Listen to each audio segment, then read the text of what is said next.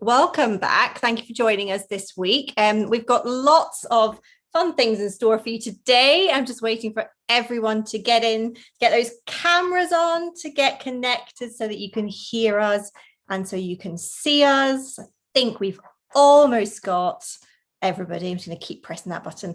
Welcome to everybody here on the Zoom, and also hi to all our adult participants who are watching us over on our website. So if you've got any comments, thoughts and questions, please pop them onto the chat function on the YouTube screen, and they are going to be passed back to us, so we'll be able to add them to what we're talking about here. This afternoon we are going to kick off with Nicky and David, who you met last week.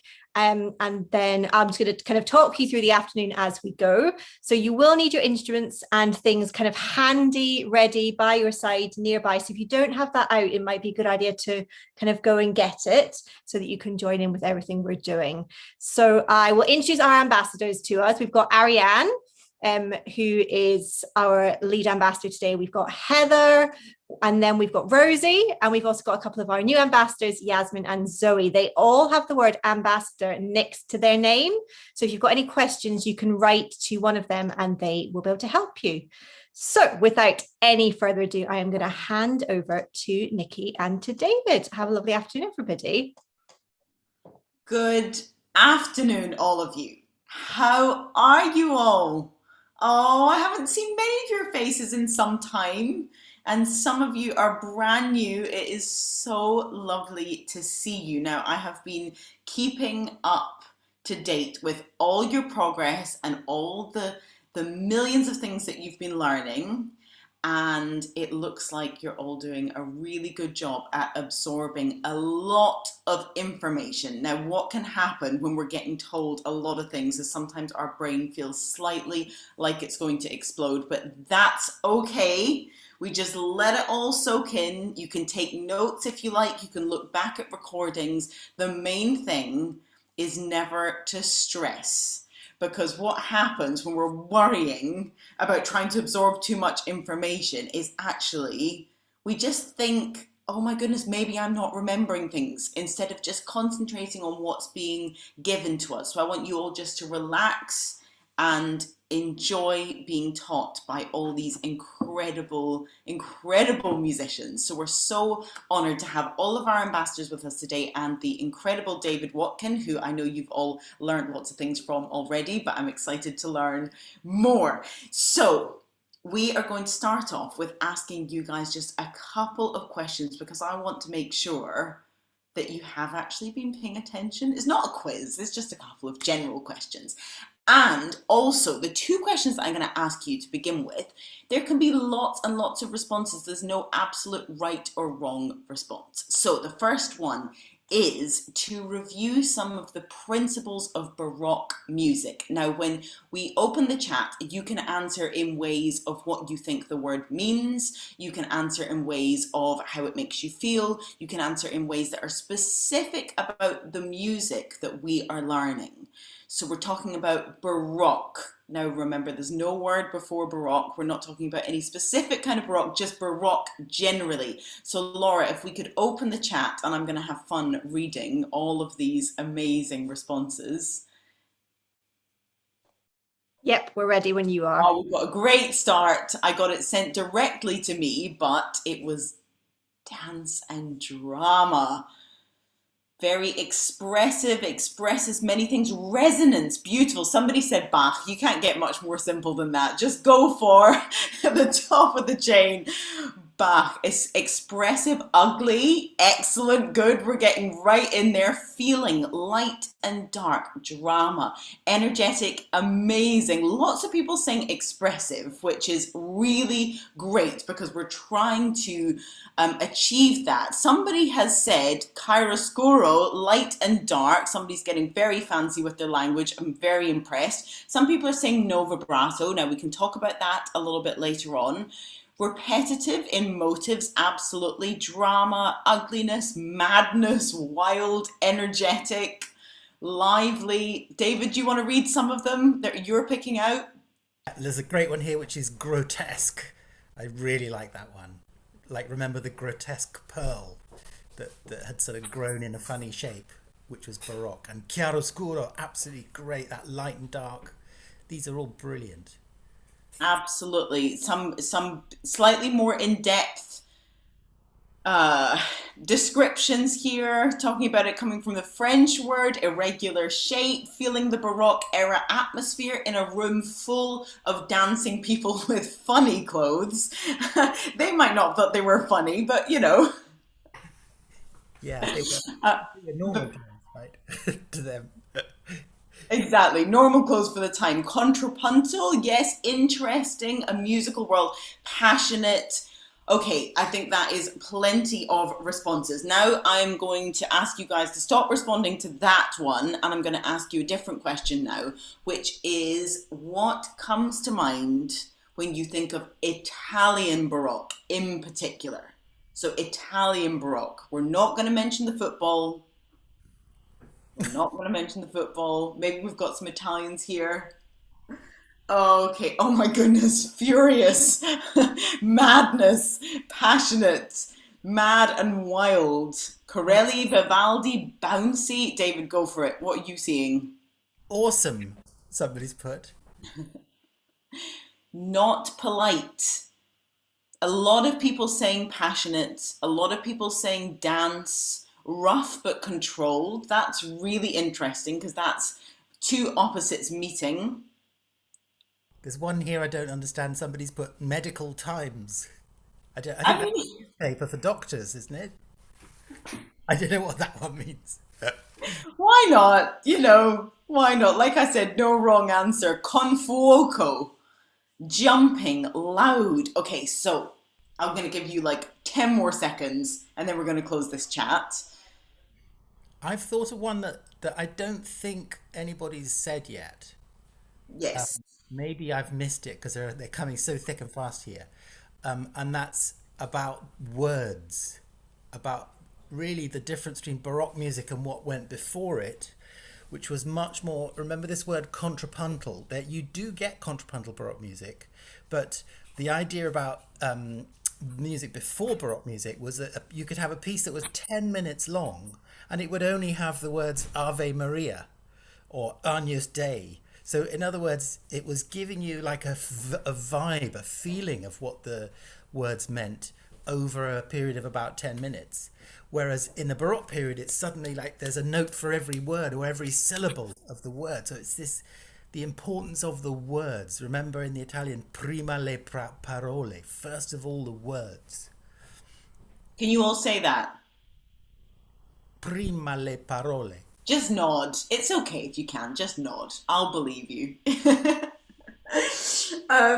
Right. So one thing. Okay. So I think we're done with the chat. Thank you guys so much. You've given us lots of food for thought. One thing that I want to say to you all that just is just like screaming out of the screen and everything that you're writing is how much diversity and color and fire and excitement. It's all of those extremes that we're feeling from the music. Everything that is not too flat and nothing that is that's kind of grey and lacking in excitement and color. So I think that's something to really, really remember, but it's something we're going to be talking about within the next half an hour or so. How do we reconcile that with then having to play something that is really quite focused and really quite tricky, and it's quite small sometimes, and it's really quite specific. So I want to ask you one other question, which is how many people well, you don't have to say how many, but did any of you manage to watch any of the rehearsal yesterday? Did a couple of you manage to see some of it? Excellent. Well, I think we're going to make that rehearsal available for you. Is that right, Laura? We'll send it out to everybody. Yeah, it's on their on the playlist where all the videos are, so they can already see it. Good. So we were rehearsing yesterday La Folia, and we switched on the cameras and made that live for all of you to see. And Laura was telling me that a number of people were commenting on quite how much we were moving when we were playing, and that all of us were kind of dancing around and we were moving so much. Now, one of the absolute principles of this music obviously is dance, but for those of you who have been learning from Imogen and her colleagues, you will see that even though it's dance and even though it's movement, there is so much control in the body too. Now, that is something that we have to somehow master. We're trying to make the audience feel like they want to get up and start moving and dancing, and they're just so excited by this rhythm and by this sense of grandeur and of expression. But at the same time, we have really focused sounds. So everything that we do, we're focused on that actual expression that's coming from inside the instrument. David, is there anything you want to add to that point just quickly? Yeah, I just very quickly, I love Latin jazz, right? So I love salsa. I like dancing salsa. But when I'm listening to Latin jazz, right, nobody's dancing. If you go to a jazz club, they're playing music that sounds like salsa, that's influenced by salsa. But if you watch the players, none of them is actually dancing, but the way that they're moving is a kind of innate version of that. It's like a sort of microcosm of proper dancing. They just can't help feeling that movement internalized in their body. And I think that's a really good parallel for what we do as Baroque musicians. So everyone is going to go and listen to some Latin jazz after this. Not just listen, but watch. Okay, so what I want us to do, because we're going to focus a little bit on our right hand during this first session, what I want us to do is have in our mind all of this idea of like this large movement and something that really expresses in a way that you've got your family and friends and all the audience wanting to jump up and dance to what you're doing. But what we are doing is something that's very laser focused. Okay, so everybody have a bow? Yes, thumbs up. Yes, excellent. Okay, so we're going to take our bow, and what we're going to do is just hold our bow as we usually would. So most of you who've been part of our sessions before, you know the whole technique of waving your left hand, holding the left hand here, halfway down the bow, waving the right hand, and flopping that about, making it feel really good and relaxed. And then we just flop that onto the bow, and we just find our comfortable bow hold. Now, quite often what I tell you to do is raise and lower the elbow until a point where you feel is right for you. And quite often what we do is have an elbow that's perhaps a little bit too low or a little bit too high. Now, I want you to find the place that's comfortable for you. Excellent. So it feels like you've got some form and some shape here, so it shouldn't feel completely easy, but it should feel comfortable. And what I want you now to do is imagine that the hand is sinking into something. So the hand just pulls slightly down, and where you're going to feel that is your elbow. Now, if your hand is feeling nice and comfortable, you can actually hold your elbow and just let that hand be really heavy. Let the arm be really heavy in the hand. So you're holding it like this. Okay, so some of you are quite close to your body. I will bring it out just a little bit and try to bob that up and down a little bit. Okay, so now if you can take your instrument, before I do that, David, is there anything mirrored from what I'm doing that you want to do for the lower strings before we put our instrument up? This all translates beautifully to the cello and the bass. Excellent. Thank Okay, so get your instrument up nice and comfortable. As always, we just check that it feels good. We do some circles, make sure that it feels very comfortable, that you're not clamping down with the neck too much. Now we're going to get that nice bow hold feeling. Come quite close to the heel. And what I want us to do is feel like the bow and the instrument are glued together. So if I pull the instrument this way, the bow is glued onto the string. If I pull the instrument down, the bow is just glued onto the string. And the whole time, what we're feeling is that elbow sinking. So if you were to make a sound, it'd be something really pretty like that. Okay, so a couple of you are a little bit too far down. I want you all to be up in this part of the bow and really feel, okay, so now I want you to lift the violin up or viola. With the cello, can be any, exactly. You could maybe push it forward a little bit. If you've got a spike, that's okay too. Or you can, yeah, if you can feel it moving either way against the bow. Yeah, so we're just ensuring that no matter what we're doing, that connection is incredibly focused, and it's almost like it's airtight. There's nothing that can interfere with the connection of the instrument and the bow. Now what I want us all to do is just take an open D string. Now because I am playing on Baroque pitch a load of concerts starting tomorrow, I am tuned differently to you guys, but that's okay. Just ignore me. But we're just going to take the, or maybe we can play to you, David. What the main thing that we're focused on is to get as sticky a sound as possible. So I want you to hardly move the right hand. We're just going to go tiny, tiny little up and down bows. Really little up and down bows. Now, I don't need to be gripping hold. I want you just to feel like your hand is sinking into the string. And we're just going to do small, small little bows. So like this. Now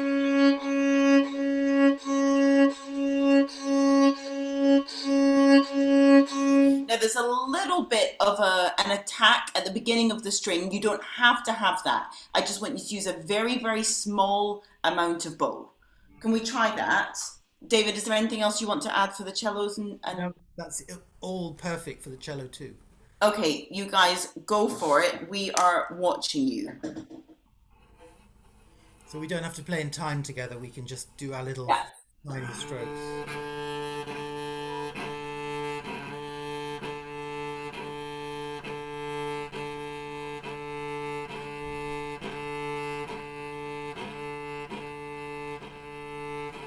Okay, great, excellent. Now, I literally want there to be a competition for who can use the least amount of bow, because I'm seeing a lot of people still using quite a lot of bow, and it's really shocking, especially when we're talking about all of these big...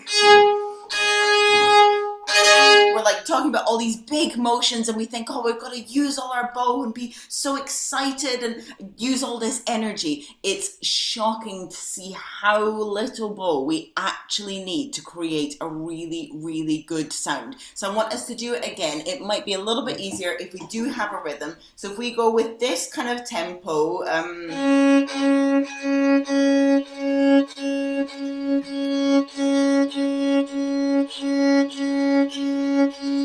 now, as I'm doing that, I can see instantly a number of people starting to experiment with what they're doing with their fingers. If this is like a claw, then it's very, very difficult to actually create that consistency with the sound. It gets so tiring and we don't want to be tired. So let's try it again. And I just want you to feel your fingers, just feel, are they moving? Are they flexible? What can we do with them? Let's just try that again.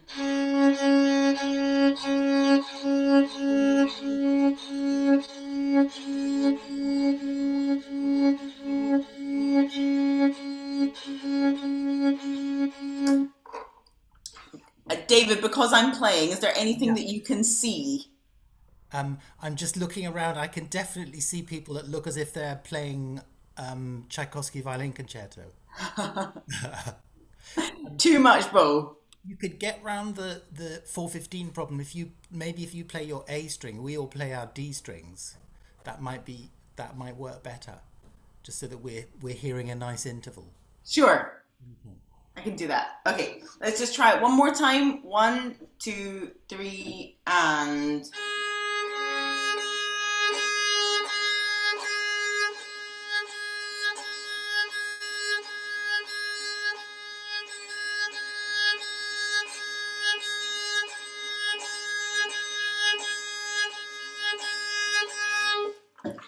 I saw you doing this, David. Is there just too much bow?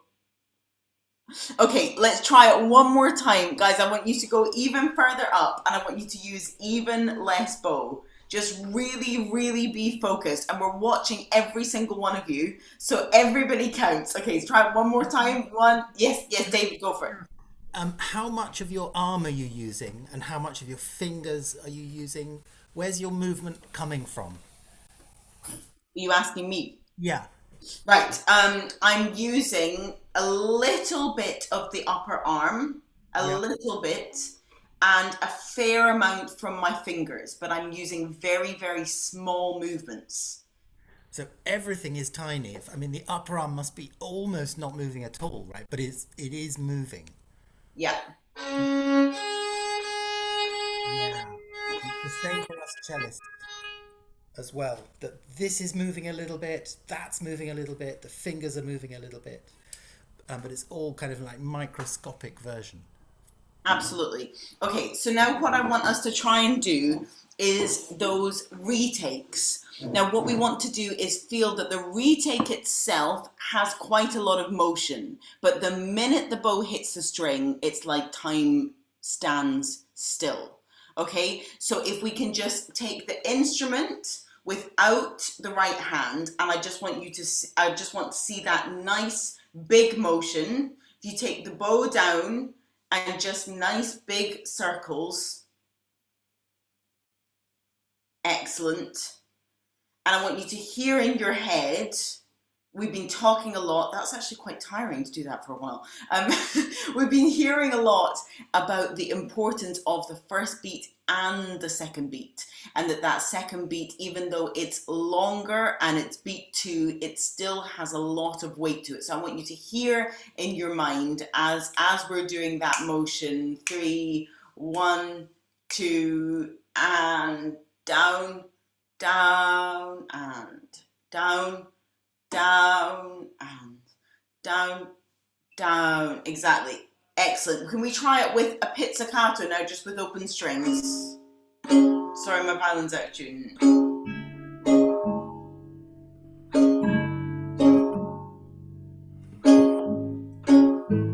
Excellent. Okay, so that's a really good motion. Now can you try, just with your hands, without the bow, not worrying about holding onto the bow, can you just try exactly the same thing, but just stroke the strings really softly? So we're doing the same rhythm, and 1, 2, 3, and 1, 2, 3, and 1. So it's really slow. You feel like you're in slow motion. That's it. Even slower. Excellent. Really, really good. Okay, so we're gonna take the bow now, and I want us to feel completely free to sound ridiculous at the beginning. We're gonna do a massive big motion, okay? So we're gonna use lots of bow, ignore everything I've been saying. I can see some people going for it already. Okay, so 1, 2, and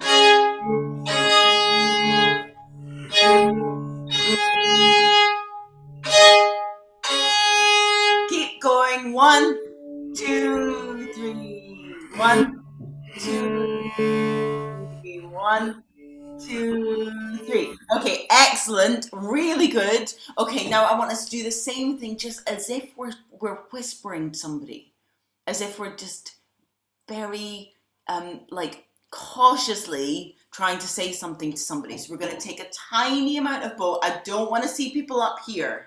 I want to see you all up here, where we feel a lot of contact with the string. Okay, we're going to go up here. So 1, 2, 3, 2, 3. 1, 2, 3, and 1, 2, 3. Okay, can we try this now really soft? And what we're going to do is build a dynamic. And I want you guys to concentrate so hard when you're doing the second down bow, because you're really saving the bow as much as possible. So it's going to almost feel, David, I don't know if you remember this feeling of when you first really started practicing bow distribution in a serious way, and how painful it is to learn to really save the bow. Did you have that experience? You did. Absolutely, yeah. Exactly. Okay, so I found that experience very, very painful, but it's so important because sound is one of the main things that makes us sound better or worse. I mean, that sounds obvious. I'm saying the word sound a million times in a row. But the core of our sound is something that we often don't work on enough. And when you start practicing what we often call bow distribution, then that can improve massively. Okay, so I want you to not feel comfortable as we do this, right? You ready? Everybody ready? Got your fans up? Fans, violas, cellos, basses. Any basses? Basses? Okay, so 1, 2, and 3. 1, 2, 3. Good. 1, 2, 3, 1. Oh, that's really good. I'm seeing a lot of people do that incredibly well. Okay, so we're going to try even softer.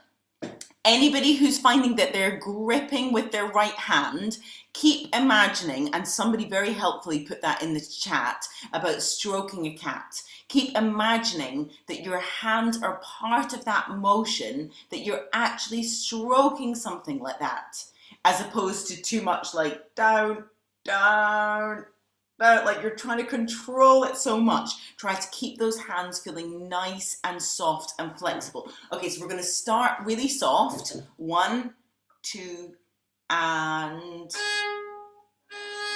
keep the hands flexible. 3, 1, 2, 3, 1, 2, 3. A little bit louder. 1, 2, 3. 1. A bit more movement. Okay, excellent. Stop. I want you to stop there. Up there, up there, up there. Keep your hands up. Keep your hands up. Keep your hands up. Yeah. Okay. And I want you to feel that that's really sticky, and that you can lift the instrument anywhere, and that these two meeting points, they're not going to move. Exactly. Okay, we're going to start again really soft. 1, 2, soft, small bow and small, bow and small, and really feel the contact with the string.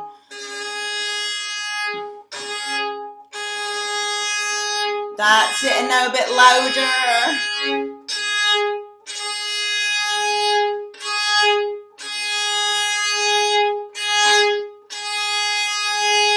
Excellent. That's really, really good. So quite often we're going from a very small focused motion to something that's much larger. And what we were talking about with David before is that we often have to find our own comfortable place in between. Now, as many people were commenting on the rehearsal yesterday, I do move around a huge amount when I'm playing, but that contact between the bow and the string, hopefully, is never compromised. It's always there. So when I'm feeling like my playing is getting a little bit unfocused and my sound is getting a little bit unfocused, what I do is stand so that my feet are firmly planted on the ground and I feel really heavy into the ground, and just play some very simple things with a small amount of bow.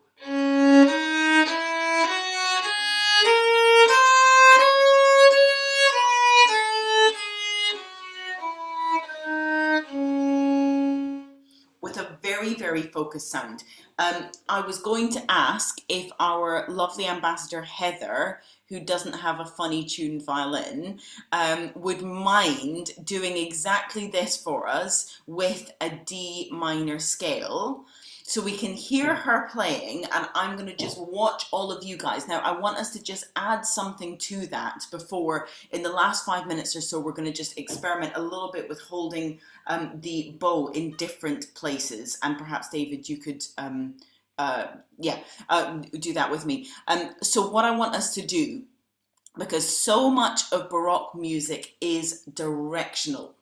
So when David was talking about the speaking component, you just listen. I'm desperate for you all to understand what I'm saying right now, and just listen to how much my voice is moving up and down in my effort to try to get you to believe what I'm saying. I'm constantly rising. I'm speaking louder, or I'm like speaking a little bit less, or I'm constantly changing how I'm speaking. Also, has to be said, my heritage is in fact Italian, and we tend to be quite dramatic with how we use our hands and how we speak. So this is just perfect for this style of music. So what I want us to do with this scale is really feel that we are reaching up to the top, and then we're coming back down to the bottom.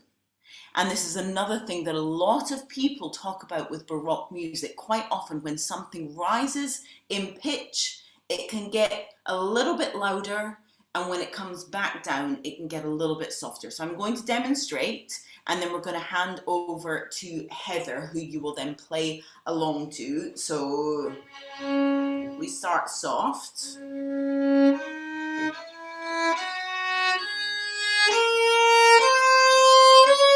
I'm using very small amount of bow.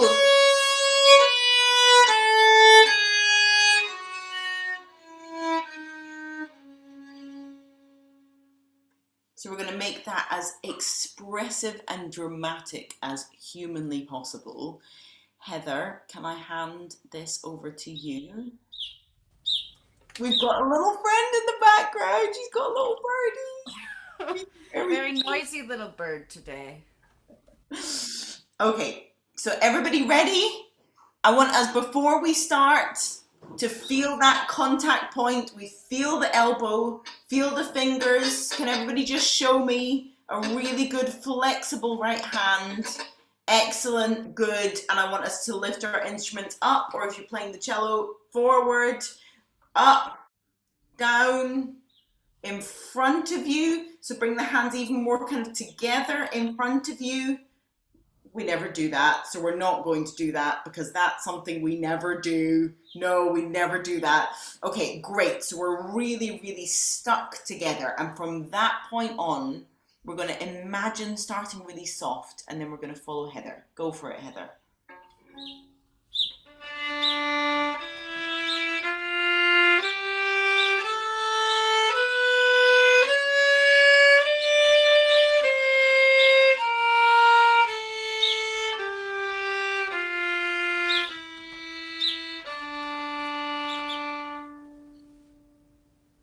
Really good, but because I can't hear you, it means I'm paying even more attention to what I'm seeing.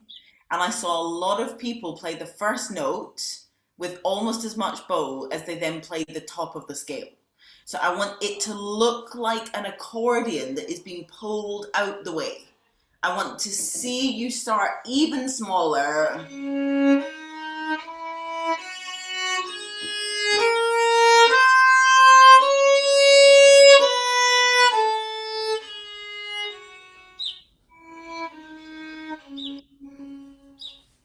And if I don't see you using a lot more bow, I want to see some sign that you're sounding completely different at the top from the bottom. So that could be that I see you etching closer and closer to the bridge. Could be all sorts of different things. Should we try it one more time?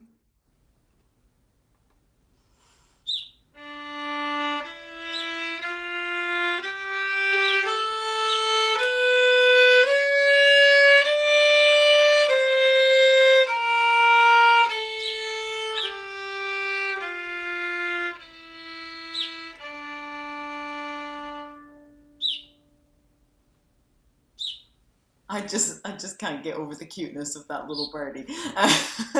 That looked better. That looked better to me. David, have you got some feedback? Yeah, I think again it all translates beautifully onto the cello. And what we're talking about is, you could talk here about speed, pressure, point of contact. And I think, Nikki, what you're focusing on is getting people to use a little bit more bow, so faster bow as they go up, but also sinking into the string more as well. So it's those two things of speed and pressure that we're playing with. Some people it's useful to think like that. Absolutely. Other people less so. Yeah.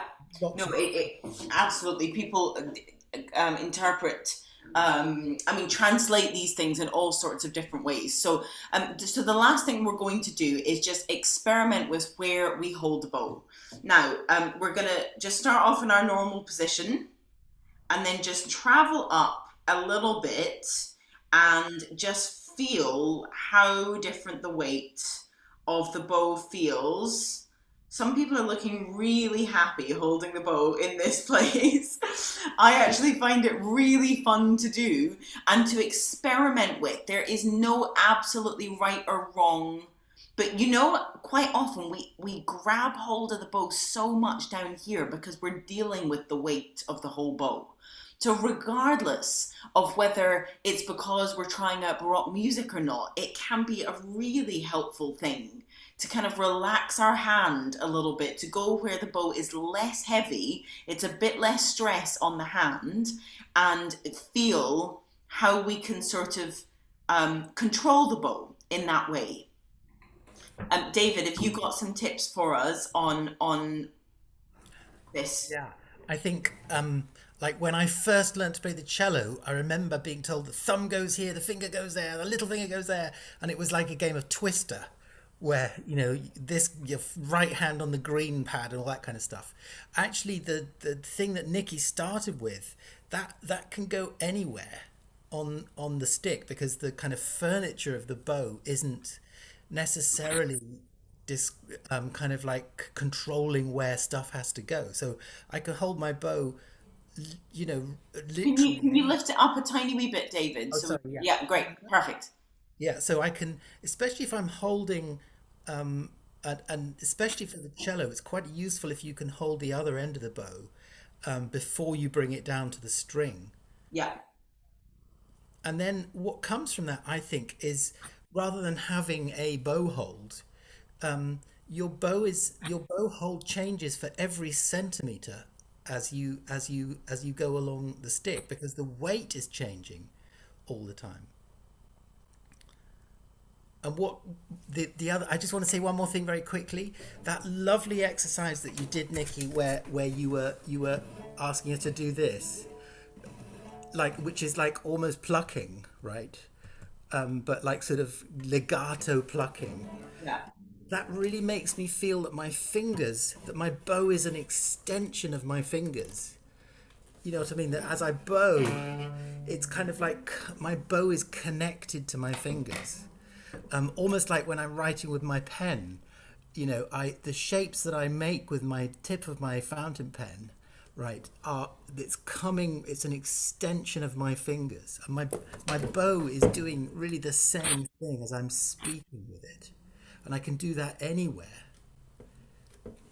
Absolutely. So I think the main thing regarding where you're holding, oh my goodness, somebody's holding their bow way up here. Now that I would love to hear that.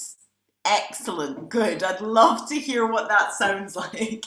I have a tiny little bit of sound just at the end here. Play everything like this. But yeah, so experiment, perhaps within reason. Like, I wouldn't go much further than here. Experiment with all of this. I think what David's saying about holding the bow here, that goes back to how we do all the exercises with the bow. That's really, really helpful. It just means that this hand can move around freely. So can we all, just to finish this session, travel up a little bit, somewhere that it feels comfortable? Heather's doing a great little wave there, which always helps. get it really comfortable. It should be much easier doing that here than here because it's not that heavy. Now, if we're going to pick up our instruments and let's just play a few notes, what would be really good to do is just do some string crossing because that's quite fun to do when the bow is here. So if we start with our lowest strings and then the next two,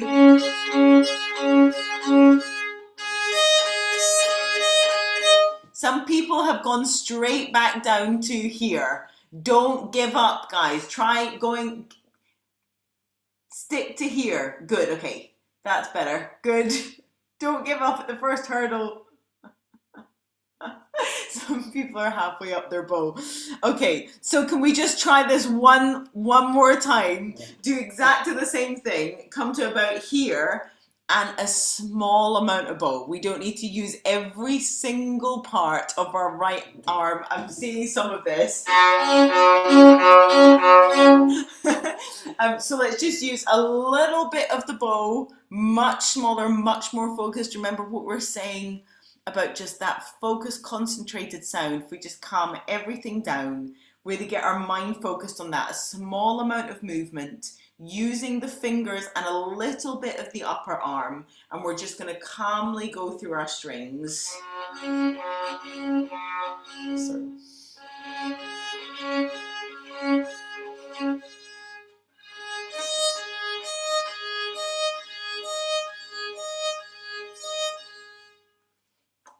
Okay, good. It's a start.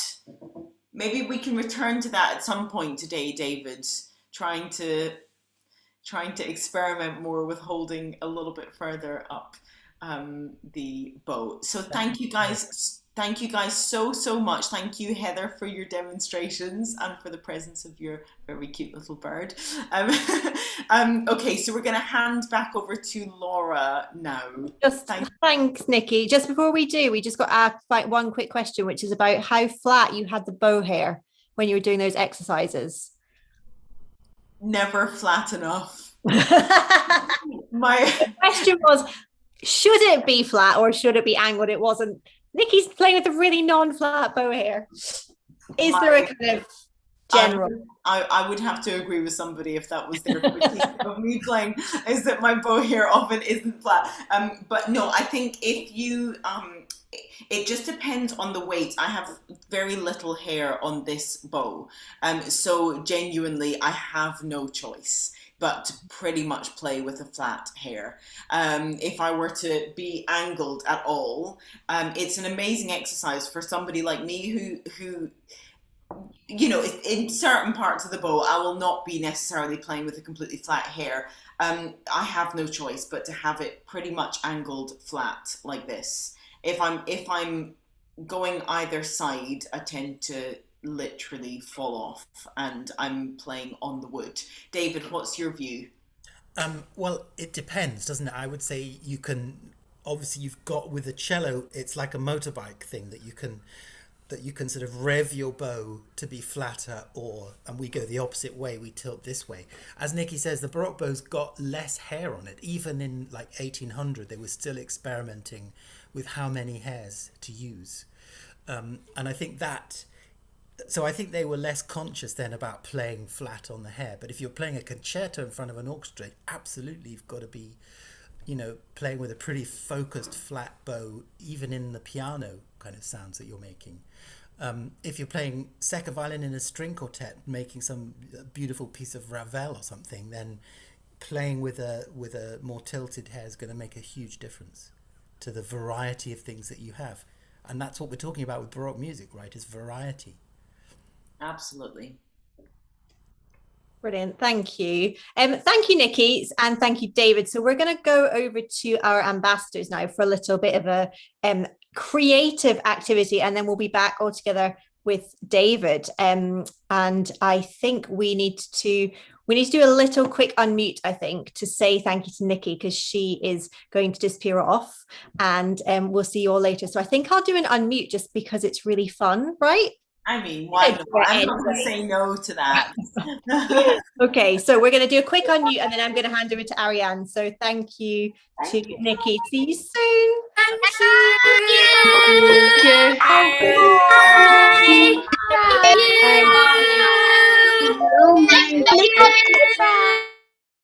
Unmute. Thanks, everybody. Okay, Ariane, I'm going to hand over to you. Thank you, Ariane. Hi everybody, you've all concentrated so well. Your eyes were glued to the screen. It's so nice to watch and to see. And that was such a great class from Nicky and David. Wow, you're learning so many great things as well. So let's just pop instruments to the side really quickly. So you don't need instruments for this. Instruments away to the side, out the way. You don't want to be kicking them or knocking them or anything like that. So make sure you've got a little bit of space, and we'll just do a super quick stretch. Okay, so hands in the air, pop our hands in the air. There we go. And just stretch down to the side, to the left. Beautiful. Some of you look like you do ballet. Great. And to the right. Very nice. And hands down, and just give yourself a little shake because you've just been sat down for a while. Great. So what we're going to do today, and what I need you to get, are 2 pieces of paper and some pens or a pencil. So if you want to go and grab that, I'll give you about 10-15 seconds to do that. So 2 pieces of paper and a pencil or crayons, whatever you want. Give you a few seconds to get that. Get yourself ready. Great. Okay, so while you are all getting that, I'll just quickly explain what we're going to do. So what we want to do today is encourage you all to tell your own story through, of La Folia, of the piece we've been studying. So what we're going to do, I'm going to hand you over to Rosie, and she is going to take you through the theme. And what we want you to do, we're going to listen to it all together, and we want you to think about what comes to your mind when you hear the theme. What do you imagine? Do you see a character? Are you in a field? Are you on the sea? All that kind of stuff. So, Rosie, over to you. Hello everyone! Give me a wave if you can hear me. Wave, hello, yes, good, loads of waves, amazing. So before we get started, I'm just going to quickly tell you some things to be looking out for, or listening out for is the correct word, whilst we listen to the theme. So what I want you to do is close your eyes, get yourself really comfortable so that you can imagine where you are. So are you at home with your family? Are you in an exotic country on the beach? Who are you? You could be yourself, you could be someone else, you could even transform into an animal, who knows? What are you doing? Are you sleeping and relaxing? Are you running around? And how are you feeling? So I want you to really think about how the music makes you feel as well. Yes, and Laura says, feel free to share your ideas in the chat, which would be lovely. So with further ado, let's listen to the theme.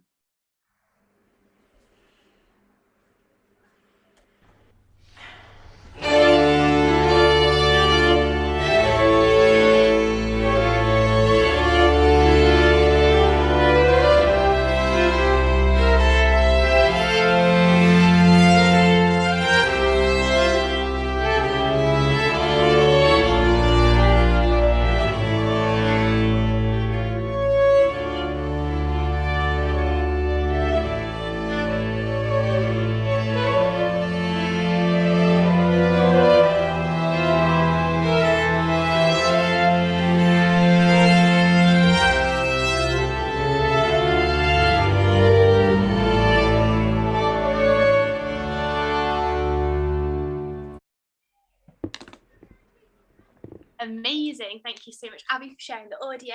So obviously we've got dreaming, the ideas are already going. So have a think about where you are firstly, and you can draw where you are on your piece of paper, you can write where you are on your piece of paper, whatever you feel like doing is fine. I feel like I'm in a forest with a castle because it feels quite regal and calm, but also very beautiful and big, and that makes me think of a castle. In a medieval castle, yes, someone has said the same. An eagle soaring over the mountains. That is a beautiful image. That's amazing. So, like I said, just draw or write whatever comes to mind. I'm going to attempt to draw a castle. Here we go. Whilst I'm doing this, Ariane, where do you think you are whilst you're listening to this? I actually felt, do you know what? I was thinking the same as you, Rosie, and then Joshua said an eagle soaring over the mountains, and I just thought that was brilliant. I love that so much, because eagles as birds, they're so majestic and regal, so I thought that was great. On a sunny hill inside a Victorian hall, these are great. Keep them. A panther relaxing on the beach, yes, that's what we want to see. So these are your ideas, so whatever you feel this music means to you, that's what we want you to see. Oh, write down the words, you can draw them in colours, however you want to express this yourself. If you want to just make some notes as well, you can come back to doing it later when you've got a little bit more time, and we'd love to see them as well, so do send them in and we can share them, and we'd really like to see them. So where are we? That's what we've done. Now, second question, who are you? So I jumped to the idea that I am like a queen or something, or a princess, you know, in a very long robe wandering around my castle. Yeah, like a nobleman, something like that. Or maybe Josh was thinking he's the eagle. I don't know. Anything like that, something very, very red. The colour red comes to mind for me. So think about what colours come to mind for you. Do you think red when you hear the theme? Do you think green, lilac, black, grey? Literally anything. It's so interesting at the end to see what everyone's come up with. So thinking about colours and who you are. So I think I've actually already got started and drawn already. I'm in the midst of drawing a queen. I'll show you all. I'm absolutely awful at drawing. So you can laugh at me, that's totally fine. But that is the beginnings of my queen. So I'll just show you what I've drawn. These are some kind of terrifying giraffes, but I feel like giraffes are the most majestic animal that you can get. So I've drawn some giraffes kind of parading down a red carpet to a castle. That's what I'm imagining. Really nice. And actually, Abby, could we maybe have the theme once again so we can really, really hear it again and think about who we imagine could be in this music? Who's telling this story?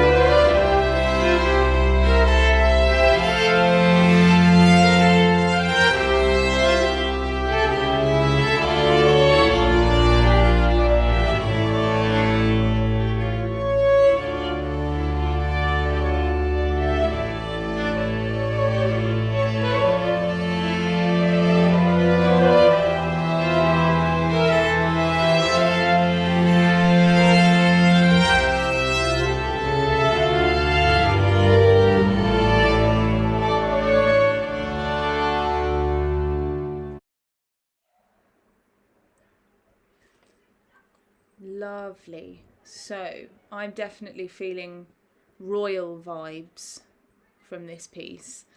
Definitely. Rosie, over to you. So the next question is, what are you doing? Which we may have already covered, but just think about the music, the pace of the music. Is it super fast? Is it fairly slow and stately? Perhaps is a conversation going on? I think there definitely is a lot of conversation. So maybe the queen is talking to the giraffes, who knows? What are they discussing? Are they discussing something happy? On an adventure? Yeah, definitely on an adventure. I think some kind of like magical foresty adventure. Talking to a noble man, amazing. Listening in third person on a chair, yes, like a throne, just sitting and observing things happening. I like that a lot. Amazing. Do you know what? I'd be really interested if you can all write in the chat, this would be really interesting, is when you hear the theme, what colour do you think of? Immediately, what colour do you think of?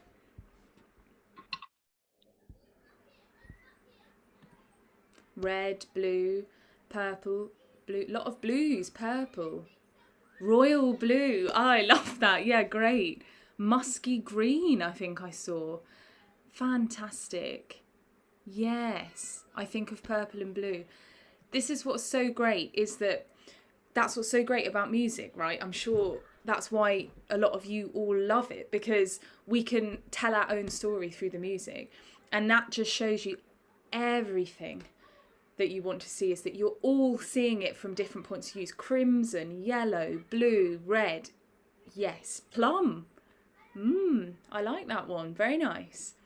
And we've got, dark silky red with gold embroidery. Wow, I love that.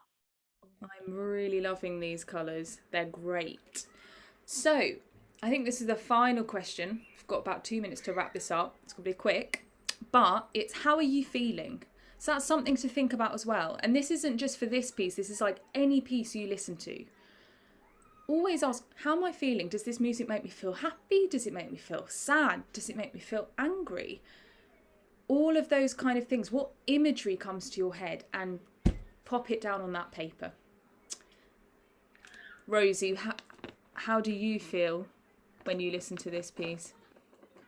This piece, see, it makes me feel, I feel fairly calm and sincere. It's very, it just feels very open and fairly relaxed and deep. It's a little bit dark, maybe it's nighttime. That's kind of, I feel like the sun setting a little bit, maybe. Majestic, dissolved. That is a cool word. I like that. Regal, confident and strong. Yes, wonderful. Right. Now, I think we've got to wrap it up there, unfortunately. But, well, fortunately, because you've got great things coming up next. But if any of you want to hold up what you've done to the screen, it can be anything, even if you've just written a word or just one picture. It would be so nice. Yes, Lydia from the USA. That looks great. I love that. Amazing. Does anybody like mine? Amazing. This is not Brilliant, Ariane. It's amazing. Don't be putting your artwork down. It's amazing. We've A and O. That is fantastic. You've got like a little comic book strip going on there. That's I neat. love these. These I are really hope you'll send these to us when you're finished them. Wow, Luca and Lana. That's amazing. Can you just hold it up again? I just don't know Rosie and Ariane saw that. It's incredible. Look at that one. oh, Wow. That's amazing because there's lots of light and shade going on in your drawing. And that's like what the music is about. Absolutely. Thank you so much, Rosie and Ariane. What a lovely, lovely little break. So I think we're going to go back to David. I'm hoping that he's not run away. Oh, he's here. So I'm going to bring David back onto the screen and let's get, do we want instruments for this, David? I think we will definitely need our instruments back. Okay, so let's pop our drawings to one side and grab our instruments ready to go. Thanks, David. Can I just say as well, what I was so excited when I saw storytelling for that session, because that's really what we do as musicians. And I want you, can everyone see Heather's screen? Maybe we can, I don't know if we can make you the focus, Heather. Or if you unmute, maybe we can hear him. You see what Heather's got in her hand? I've got my little friend here. I've actually got two of them, but here's the guy who was being really noisy when I was playing earlier. And what I was thinking was, when you're thinking of your story, the wonderful thing about any piece which is in variations, where you have a tune and then you play it over and over again, is that in a way, each time you listen to a variation, you're seeing it from a different perspective. It's like you're seeing the same music from a different perspective. So maybe it's a kind of royal purple kind of, like a sort of entrance dance at the beginning. But then pretty soon it's like a bird's eye view. It's like, Heather, has your sparrow got a name? This little guy's name is HD because he was found in Home Depot. Okay. I did not name him. Not my idea. But yeah, HD. So imagine as he's fluttering as he's fluttering over this royal procession, what would his impression of it be? Do you see what I mean? And it might be that one of the variations is HD's eye view, or it might be, I think somebody else said it like an eagle, and he's kind of like soaring away there, soaring, not like a, but the other kind of soaring. What would his view of it be? Or, in Baroque times, we talk a lot about hierarchy and the idea that some of the chords are more important and some of them are less important. And of course, social structure at the time was very, the political social structure was the king, the princes, maybe there was a court. And then right down at the bottom, there were all the peasants kind of like digging the fields. That social hierarchy, that structure of society was something that found its way reflected into the way that the music works. So you could say that each of these variations maybe is seen from a different perspective of somebody, like a prince's perspective or a peasant's perspective each time. And the other thing that they were obsessed with in those days, even the kings and queens, they were obsessed with the idea of nature and of being in nature. So, for instance, they had one of the kind of modes, if you like, of Baroque music is pastoral, a bit like Beethoven's Pastoral Symphony.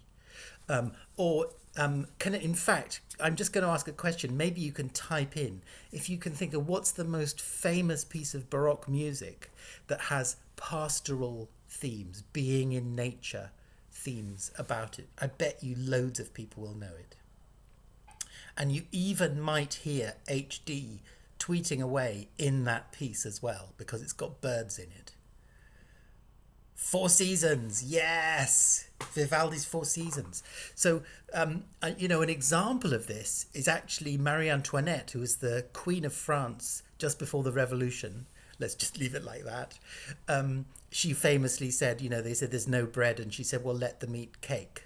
That was Marie Antoinette. Her favourite hobby was to dress up as a shepherdess, and somebody would give her a lamb to hold, and she and her friends would pretend that they were shepherdesses out in the countryside. Of course, I think being a shepherd or a shepherdess is probably really hard work. They had no idea what was really going on. So it's about this, but they loved the idea of a view of something, of putting themselves in somebody else's imagination and then reimagining how it would be. And I believe very strongly that storytelling, that what we do is not just like storytelling, it actually is storytelling. So if you can imagine your story for any piece you're playing, if you can really find yourself focusing in that when you perform it, there are all kinds of effects of this. And of course, one of them is, I find it means that I'm not nervous anymore.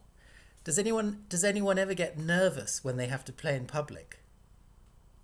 You can just put your hand up if you ever get nervous. Now, the reason you get nervous is because you're thinking, oh, is my hair okay? Or, is my violin in tune? Or you're kind of obsessing about yourself in that detail. Now, if you can think about this piece of music, I'm going to play Vivaldi's Four Seasons, and it's the little bit about birdsong. I'm going to always think about HD when I hear that piece of music, of him there sitting there in Heather's hand, just happily tweeting away.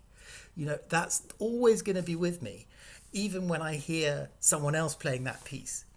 I'm going to kind of enjoy having that little image, or maybe other birds that you've heard. And of course, Vivaldi actually has very specific kinds of birds in mind when he's writing that piece. I love Vivaldi too. So taking yourself to that storytelling and saying, not is my hair okay? By the way, has anyone noticed that because I was called Hairy Dave last week, I've had a haircut since last week? Has anybody noticed that? And I've given my beard a little trim as well. It's a bit. No, Heather didn't notice. So rather than worrying about that, if my focus is on the story that I'm telling, then that really, really makes a huge difference to where my focus is as a musician. Great. So what about the variations that we look at in this piece? I'm just going to look at the score of our variations. What is it about the first theme that made us think of royalty, or many of us thought about royalty? I think the element of it is what the violas do. Does everybody remember what the violas do? Yum, da-dum, da-dum, da-dum.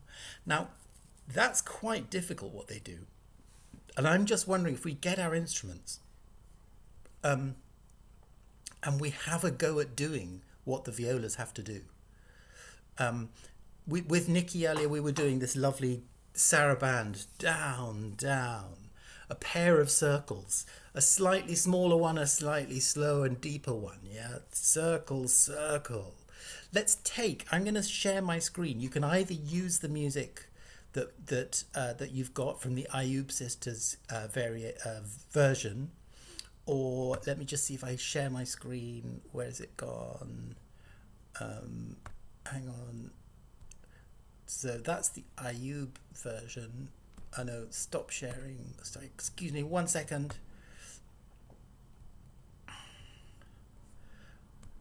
Okay, I've also done this version, which is just very, very simple. It's just the chords.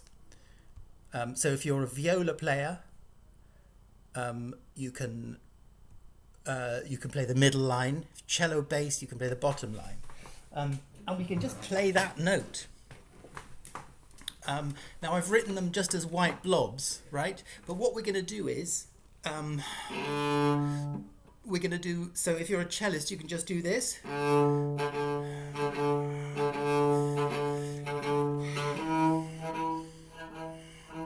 So we're just going to do down, up, down, up, down, up, like the violas do in the beginning. Okay, does everyone know what we're doing? Just put your hand up if you're not quite sure yet. We're just going to do the first line. And I'm going to play the bass line, and you should be able to join in with me. Okay. And if I could ask the ambassadors just to keep an eye out and just because I'm sharing my screen, I can only see this and I can't see very many people. But just give me a shout if I need to stop. So we're just going to do the first. I'm pointing at my screen as if you can see me. We're just going to do the first line here. So if you're a violinist, you're going to play this.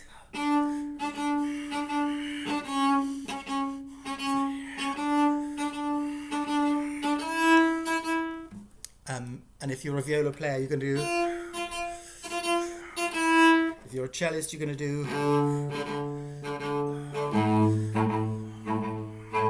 Or a double bass player. Okay, all together now. Ready? 1, 2, and 3, and 1.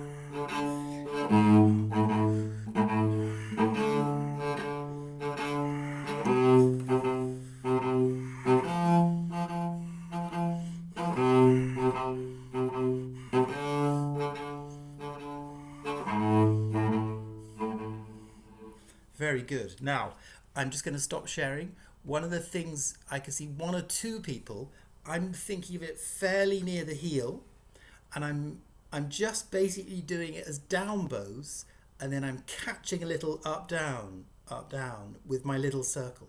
So let's make it a little bit easier. Let's go back 1 step. We're not going to do any dots. We're just going to do 3 down bows, 3 circles, down, down, down, down, down, down. Let's try that. Is it helpful if I share the screen so you can see the notes? Okay, here it comes.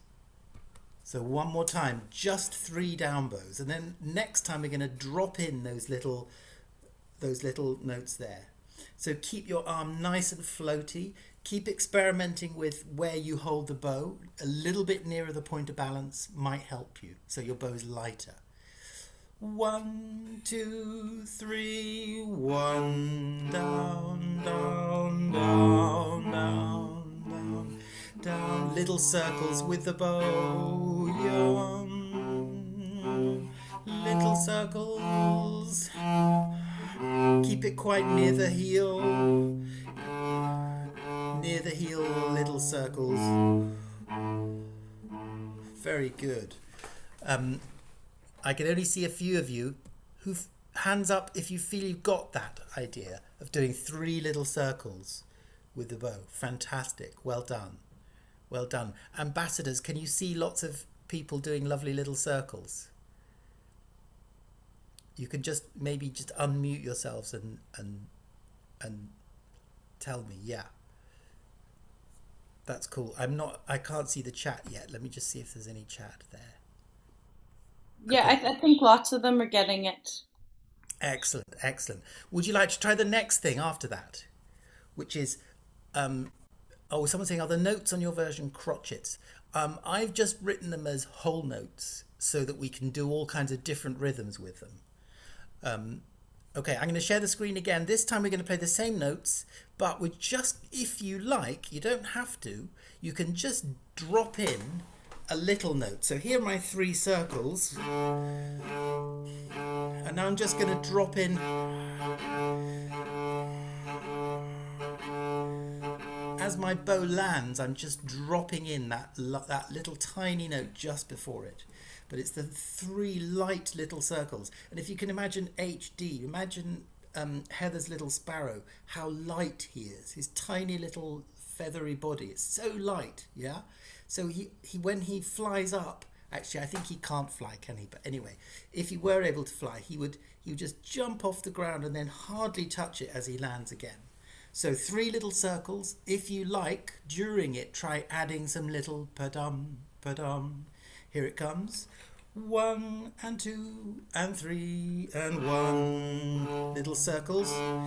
Yum, da-dum, da-dum. Try adding tiny little up bows.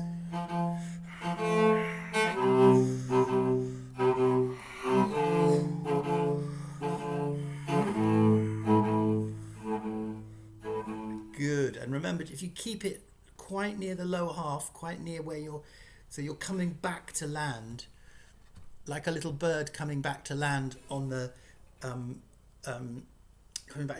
telegraph pole, on the wire.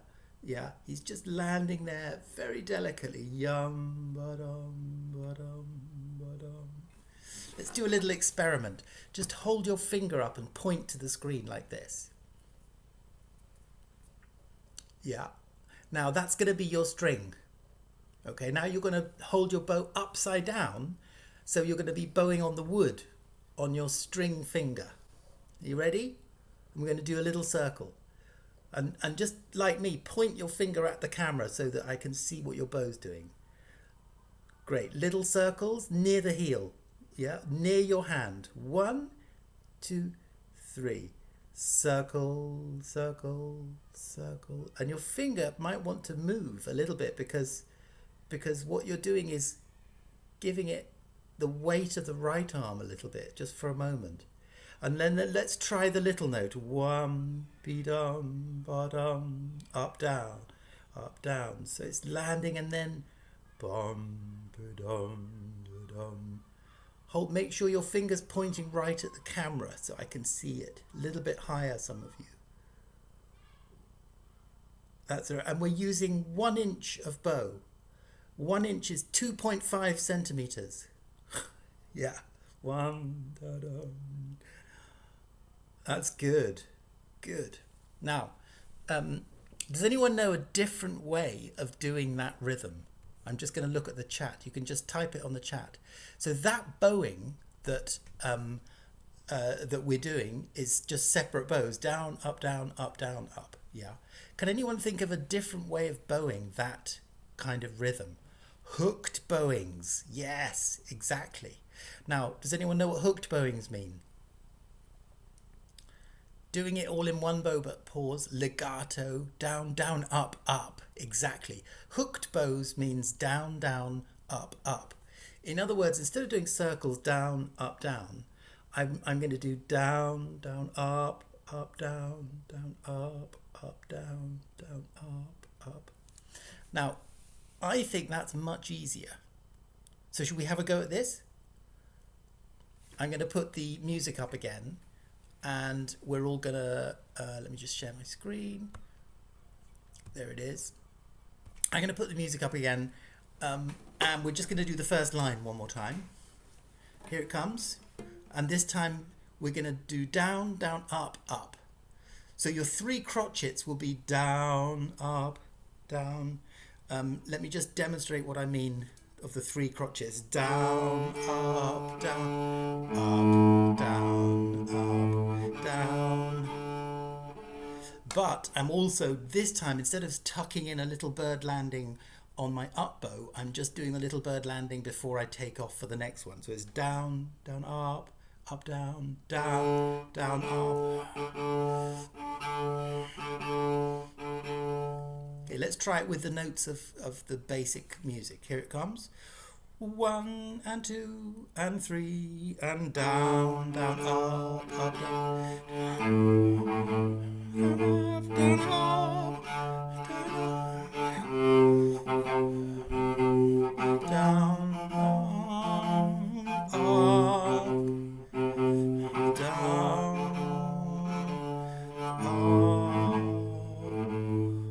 That's good.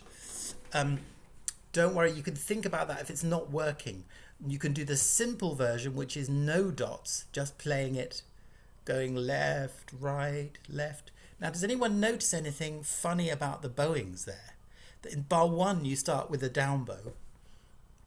But if you play 3 crotchets, what bow do you end up in with bar 2?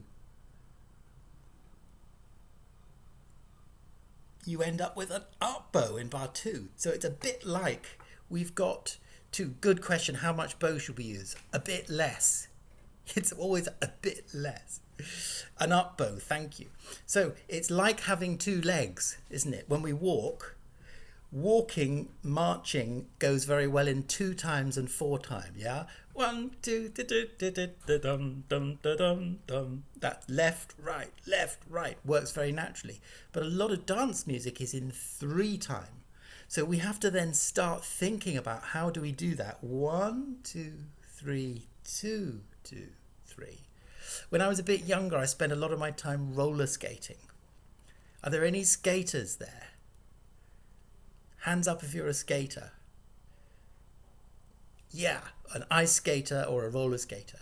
Great. Now, when you're roller skating, I'm just going to put my cello down. You're embodying, as you roller skate, you're embodying this sense of 3 time. Right, left, right, left, right, left, right, left, right, left, right, left. So try that next time you're on your skates. Yeah, I hope you wear knee pads and wrist guards. Otherwise you'll have a little break from playing the violin if you fall on your wrists.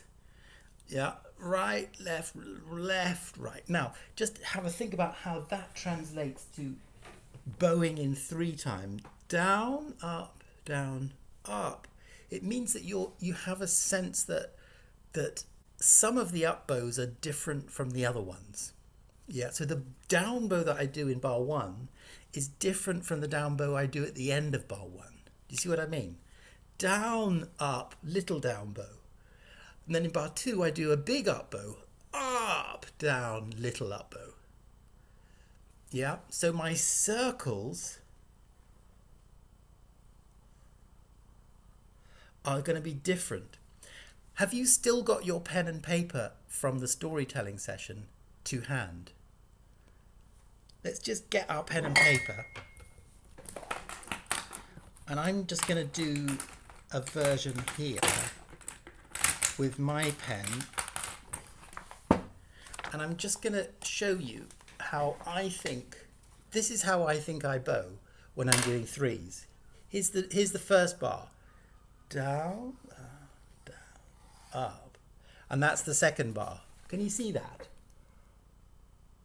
Yeah.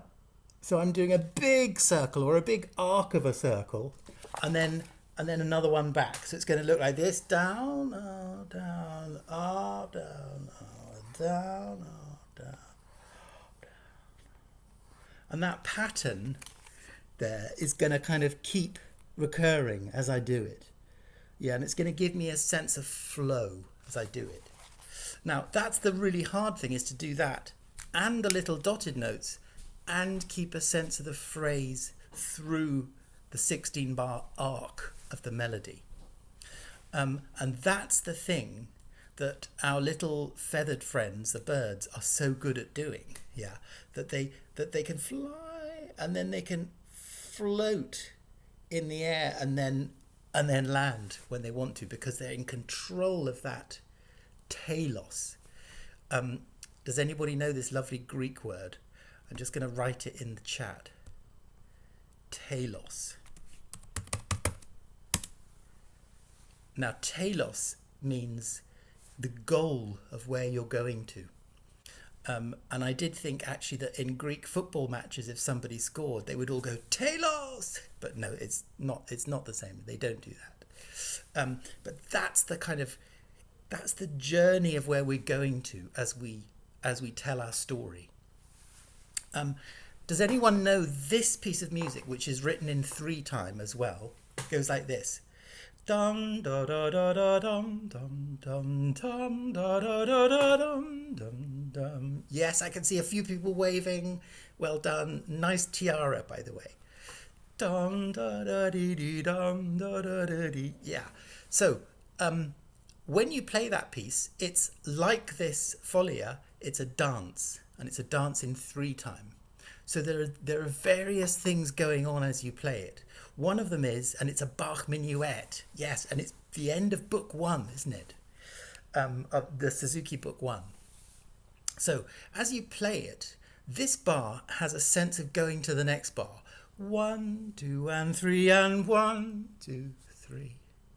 Yeah, and when you get to bar 2, it goes 1, 2, 3. Or you might go 1, 2, 3, 1 to take you to the 3rd bar. In a way, it doesn't matter which you choose. By the way, a really interesting thought. Musicians count minuets in 3-time, but dancers count them in 6-time, like this. 1, 2, 3, 4, 5, 6. 1, 2, 3, 4, 5, 6. So what I've done is I've made a little arc that looks like this. 1 da da da da dum dum dum. And then I've made another arc that's even bigger. It's kind of up here. Lum da da da da dum dum dum. So the natural shape of that comes from my sense of the telos, of carrying the phrase through those 2 6-beat units. Can anyone remember what happens next? Does it carry on going up, or does it come down again? It comes down again, yeah. Lum da da da da dum da da da da. And like our Folia, it doesn't stop there. Dum da da da da da. And that's the end. It doesn't, does it? It goes lum da da da da dum da da da da da da da da. It does a cadence that doesn't finish it off. It stops on the dominant chord, on chord 5. In fact, I wonder if I can remember how to play it on my ukulele. This is the best £20 I've ever spent. It's in G, I think, isn't it? Yeah. Ya da da. Ya da yum bum bum. Ya da da da yum bum bum. Ya da da da da yum da da da da da. So it stops with a D in the bass, and then it does something like that, right? Then we go back to the beginning again.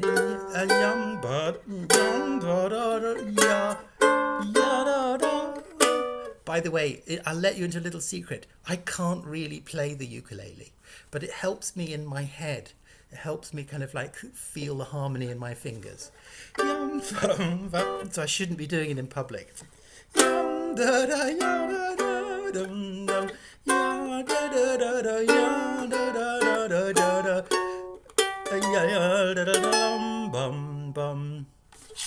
so it doesn't exactly like our Folia, it half closes. Now in the Folia, oh thank you, bless you, someone's saying it sounds good. what happens next? Because I genuinely can't remember the second half. Would anyone like to sing me the second or play me the second half after the bar line?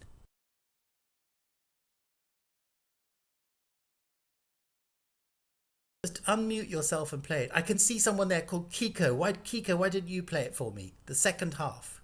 Just unmute yourself.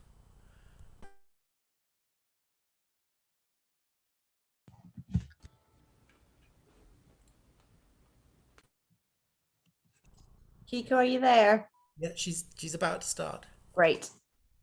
Go for it.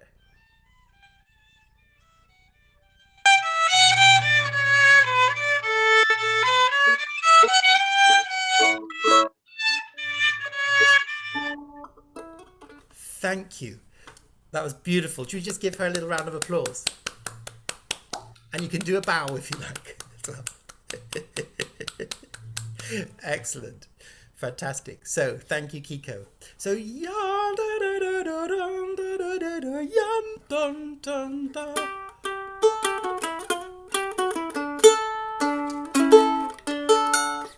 and then it stops in our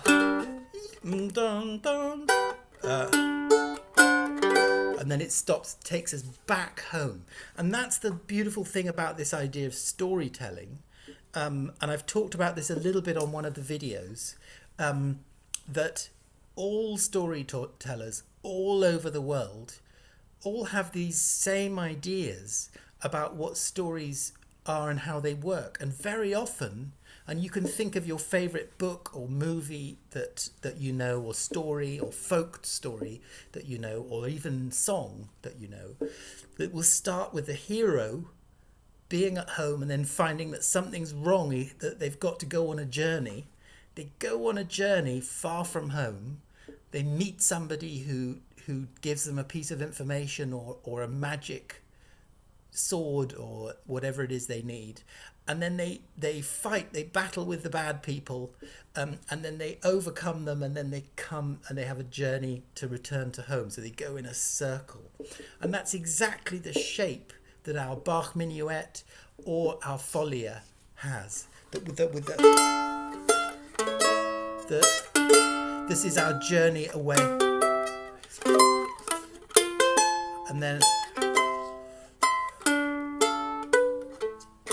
And that's our half close on the dominant, yeah, and then we go back to the tonic again. And now this is the second half. See, I can't play the ukulele.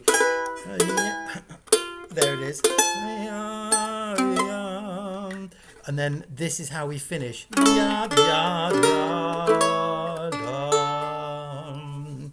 And it lands back again, so rising. And Nicky's made a beautiful video about this with the shape going minor, going major, coming back down again but not closing, minor, major, and this time closing. So it's kind of fun to think of like what the shape might be. You know, is it like a dinosaur that's shaped like this, or is it, this is maybe a camel, isn't it, that goes up and back and then up and back and then finishes. Cool. When you play it like that, it sounds like something you should play around a campfire. Yes, yes. Like a sort of cowboy song, a sad cowboy song. Yeah. I'm afraid that's the nature of the ukulele. Okay, I think it's time for us to stop there. That's so brilliant, David. It always makes me so happy when the ukulele appears on the screen. I always know it's going to be like really excellent. Thank you so much, everybody. We're going to have a little off the screen break. So what we would ask you to do is don't log off of the Zoom, but if you would like to switch your camera off, go and get a drink, have a stretch, run up and down the garden, get some sunshine for 10 minutes, depending on where you are. We're going to start back here with David at 1:45. So that is in 14 minutes for everybody, because it's 1:45, whatever hour you are on, wherever you are in the world. So we will see you back here. Please don't log off the Zoom, but do switch your camera off if you want to go for a little wander around, and we'll start again at 1:45. So thanks, everybody. And thank you, David, and see you all in a little bit.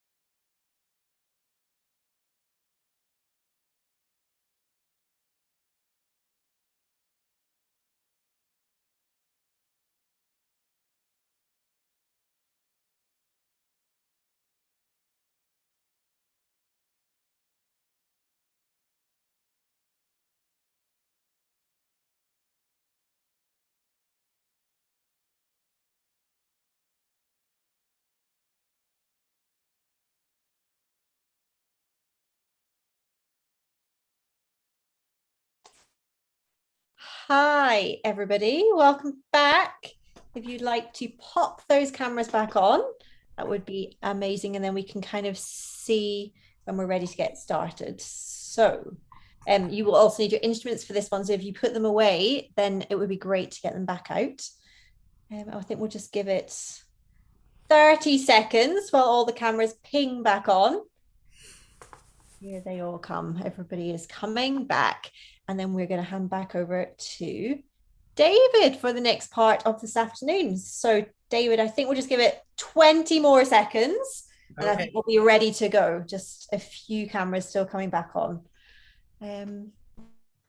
Yeah. Okay. Over to you, David. Thank you. Hi everyone, welcome back. I hope you had a nice little break. I think having a break is really important, and having a hobby or something that you do away from music is really cool. And I just want to show you a little bit what my hobby is, one of my hobbies, and it's cross stitch and various kinds of embroidery. And can anyone see what it is? You can put that in the chat if you can recognize it. Now, the reason I'm showing you that is because we're going to talk in this session about melody and harmony. And I want to show you the fabric that I'm working with here. It's just a kind of cotton kind of fabric, but if I hold it up very close to the camera, you can see it's got little holes in it, right? And it's not just fabric with holes in it. It's actually that the fabric is made of stitches that go down one way and other material that goes that way. So in other words, it's kind of stuff going this way and stuff going that way, kind of a little bit like graph paper, if you like. And I think that's a really useful way of thinking about the relationship between, it's actually not Mount Everest, it's Fuji-san, it's Mount Fuji in Japan, and there are cherry blossoms in the background. And it was going to be my mum's birthday present, but it's not finished yet, and her birthday's gone. Anyway, so it's this like graph paper. You've got lines going this way, lines going that way. And this is the way that melody and harmony relate to each other. So just have a think about which one is which. Which one do you think is melody? You can just scribble in the chat. Do you think it's horizontal or vertical?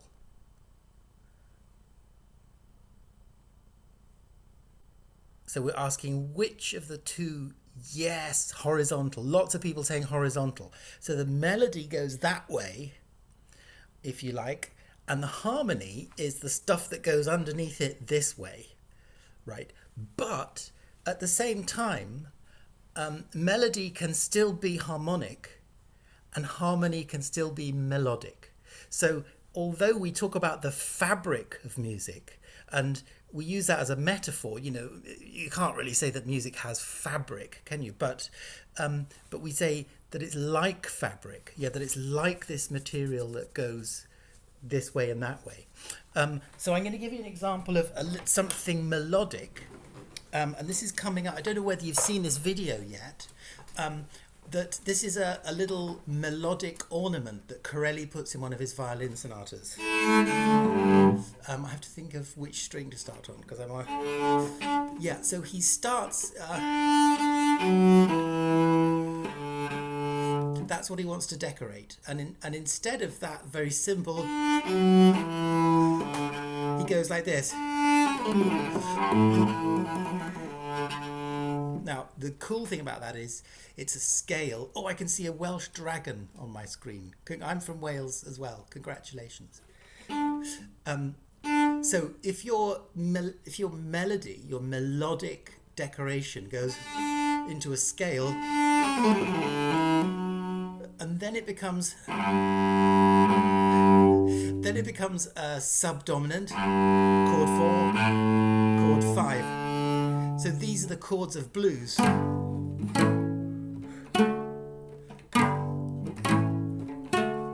There's 1, 4, 5, 1.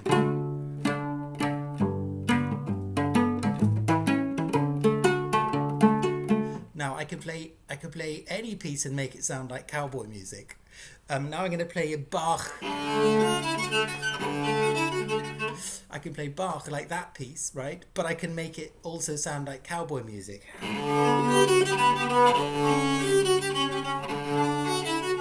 Because it's the same chord.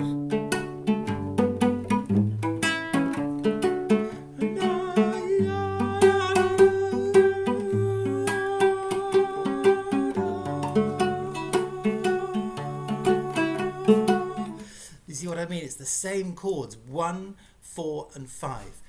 And if you're a busker playing your guitar, and I could see a couple of people in the break playing their guitars, I couldn't hear you, but I could see you. You probably start off by learning 3 chords. Maybe G, F and, well actually I don't know which chords they would be on the guitar because you're all kind of tuned in E. Okay, I'm just going to change my view. So that connection there in that ornament that I just played that's the thing that I think connects for us this horizontal movement with the vertical movement of the chords. Now at the same time I can play a bass line which is supposed to be harmonic, but I can make it sound melodic. So here's my bass line.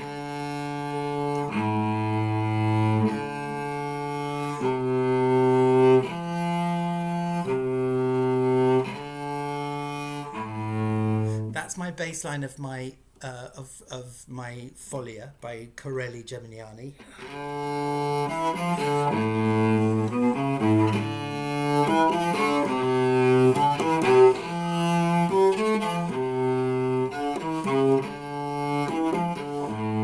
I can do all kinds of melodic things to it to make it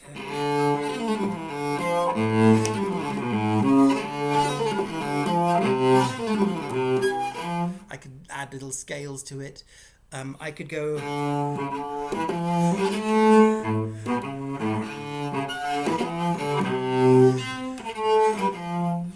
I can do all kinds of other things to make it more melodic, to make it more lateral or horizontal, even though it's a kind of vertical thing. Now, I'm going to show you a couple of things that I think you can use to experiment with this kind of world between upright harmony and horizontal melody. And those are the chords that we can play on our instruments. So if you're a violinist, just pick up your violin and see if you can find a chord of D major. Now, the first thing, in fact, yeah, and cellists will come back to you in a minute. Okay, we're just going to do violinists for the moment. So it's going to start with D as your bottom string. That's your bass note, right? Now, you're very lucky because your instrument is tuned. You've got 4 strings and they're tuned in fifths, right? And that's very lucky because that's how harmony works. Everything works in fifths. So your D string, cellists actually, you can just play your open D as well. Just pluck your open D. That's your tonic string. And then if you go on one side up, that's your dominant string. Yeah? And then if you go on one side down, another side down, that's your subdominant string. Yeah, so we're in D.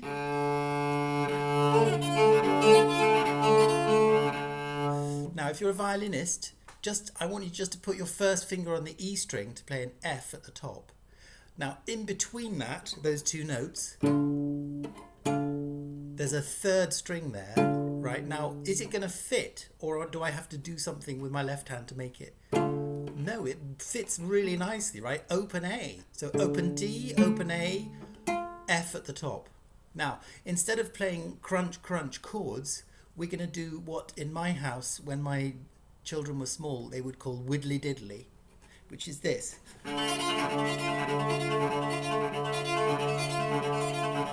So you do any old rhythm that you like, but you're going to kind of tickle the strings with your bow in a little circle to make your D minor chord. Good. I can see lots of really enthusiastic chord playing. There's actually a posh French word for this if you want to know. It's called bariolage. Maybe someone could type that in the chat for us. Bariolage. So it's a really nice way of playing, because of course our bridge isn't flat like a guitar bridge, but we can still play chords. So widdly diddly. Okay, now I want you violinists, I want you to change one note. Let's change key. So we're going to, instead of playing F natural, bariolage, yes. There's a good effort, but Heather's got it absolutely right. Thank you, Heather. Thank you for tweeting that to us. Sorry. So turn your first finger F natural into a first finger F sharp. Yeah. So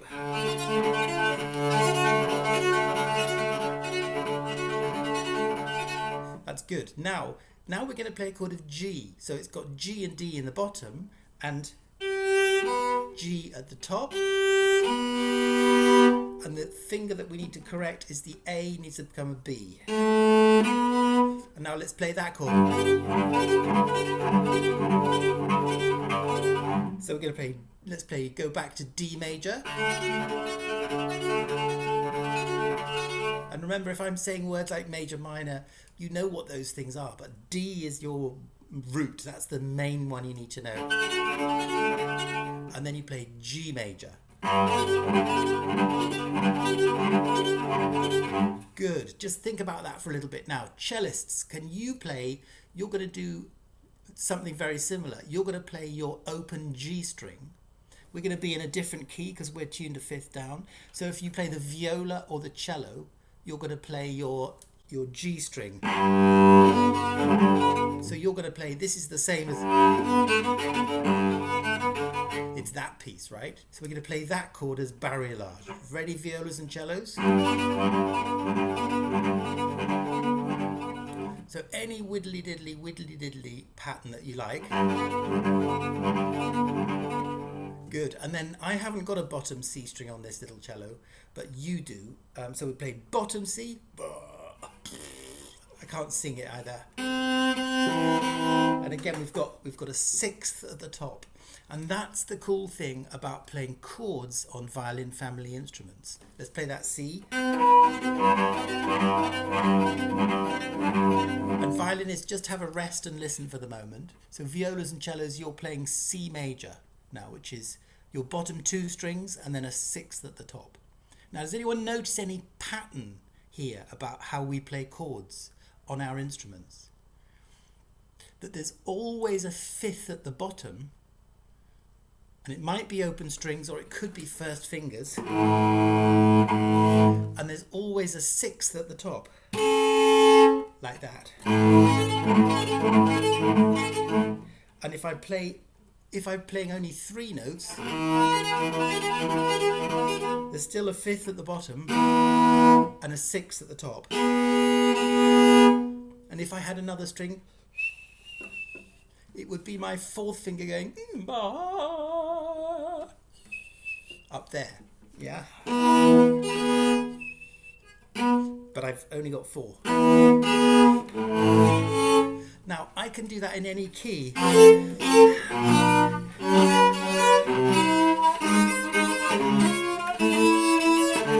I could keep going. Do you want to have a go at that? So you've got your first finger on the fifth at the bottom. And ambassadors who play the violin, just do chip in here if you want to help me with anything that's kind of like violin related, with how those fingerings work. So you're going to play a fifth in the bass and a sixth at the top.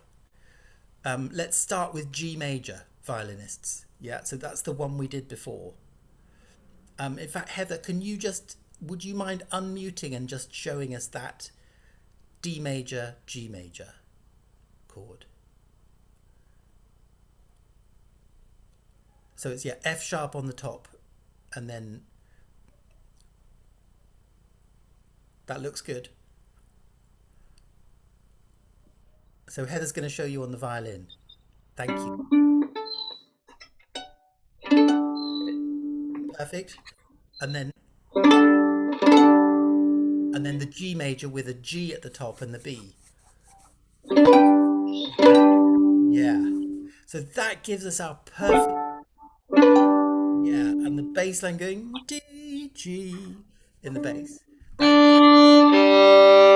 Yeah, that gives us our perfect cadence, and almost every piece will finish with that kind of cadence in it, in whatever key it's in, including this one, including La Folia. Thanks, Heather. That's brilliant. Now, I'm just going to go back, change my view. That's super. So let's all have some fun with those chords. And what I'm going to say is, the way I think about this, the trouble is I love metaphors and I love talking. So those two things mean that I can sort of like kind of go on forever and ever. Do you remember a couple of hours ago, Nicky showed us this fantastic thing, which I'd never seen before. And it was just like stroking the strings with your fingers and feeling that connection there. And it could be that you actually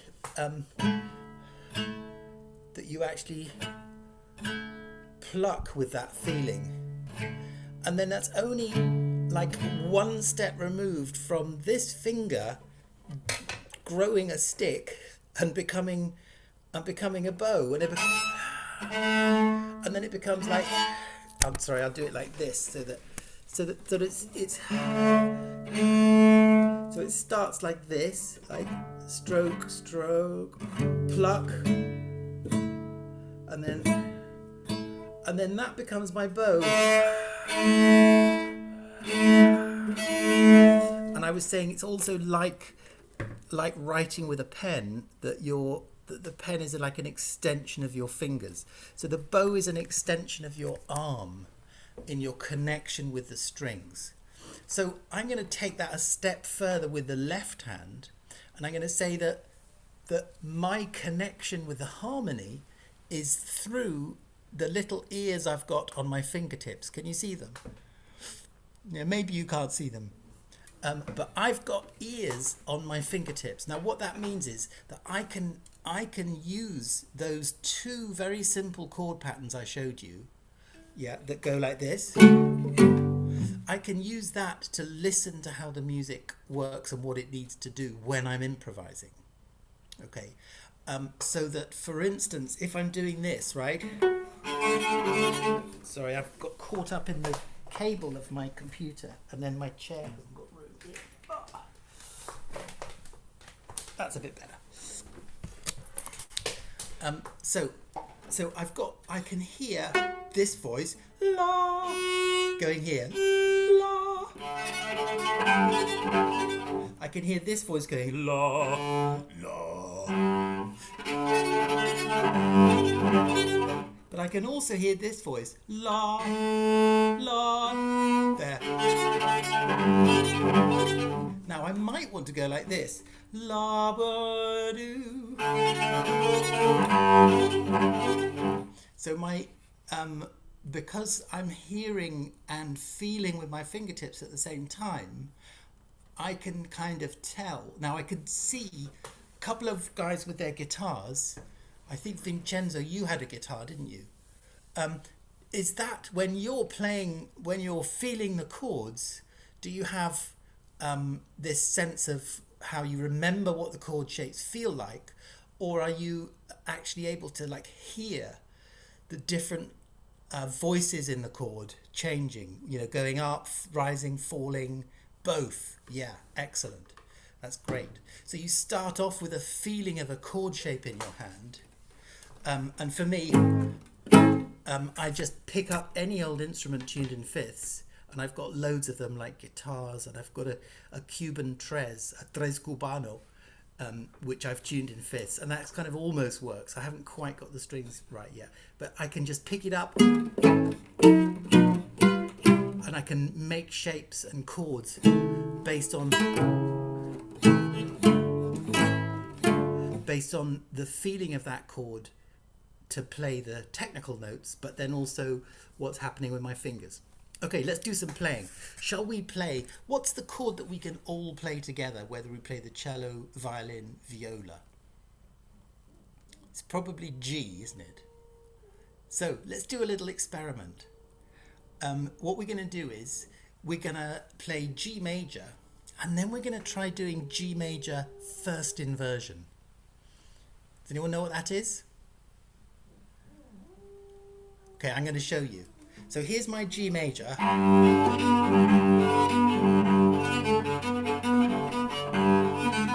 Sorry, it's going a bit out of tune.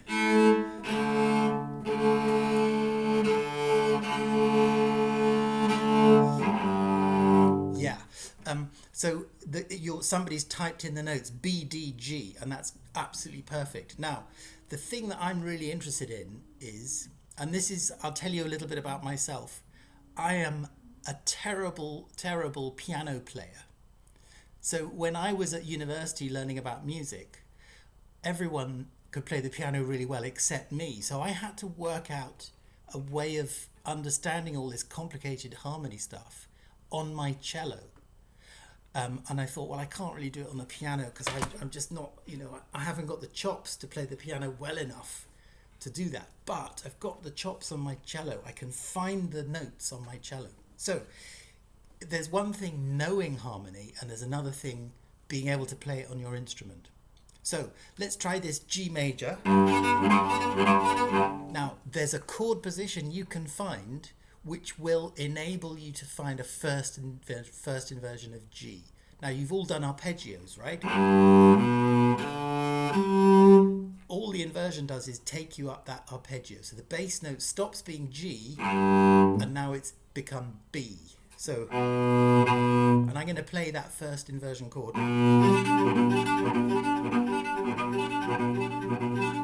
Now, see if you can find that.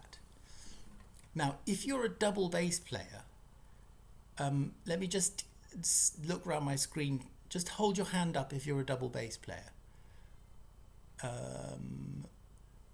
Yeah, I can see Susanna there with her double bass. Now, because chords don't work in the same way on the bass because your strings are tuned in fourths, because your strings are so long they have to be, right? So I'm not sure what you can do, but what you can do is improvise a line. If we're going like this,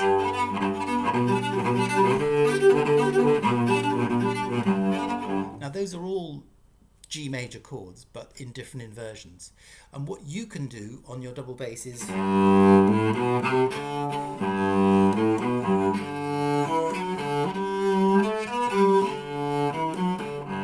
you can improvise a bass line which will kind of make the same kinds of shapes that we're looking for. Yeah, that will help kind of propel us from one in position of the chord to the next. So, has everyone found the first inversion? Just play your G major. So you've got G in the bass. Whatever instrument you're playing, you can play now. Play your G in the bass, and remember you've got a fifth at the bottom, so that's open G, open D, and then first finger on B at the top. Whatever that's cello, viola, violin, everything. Open G, open D, first finger at the top. So just play that in a nice barriolage. Widdly diddly. Great. Now, the next thing you're going to do is your bass line is going to go up a third to B. Now, if you make a fifth at the bass, at the bottom, and you do the same chord position, yeah, that's going to give you a chord of B minor. So it's going to go G major, B minor. Just try that, guys. I can see one or two of you giving up. Just keep persevering. Play G major, and then everything up a third. So third finger on the cello, fourth finger. Heather, I don't know, will that translate to your violin as G, D, first finger, and then first 1, 1, 2, would it be? Or would you put your second finger 2, 2, 3, or 3, 3, yeah, 2, 2, 3, wouldn't it?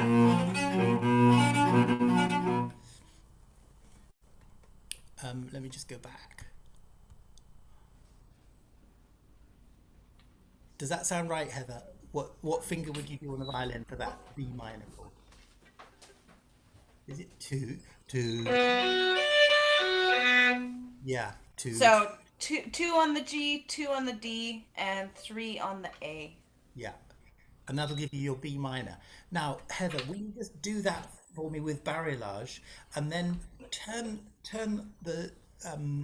it to G major first inversion like this.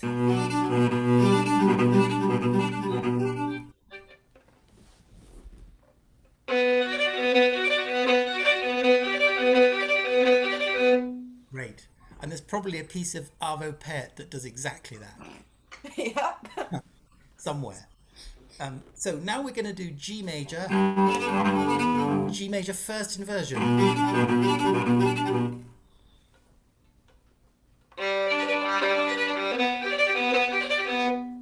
Cool. And then, of course, maybe for next week, what will come next is second inversion.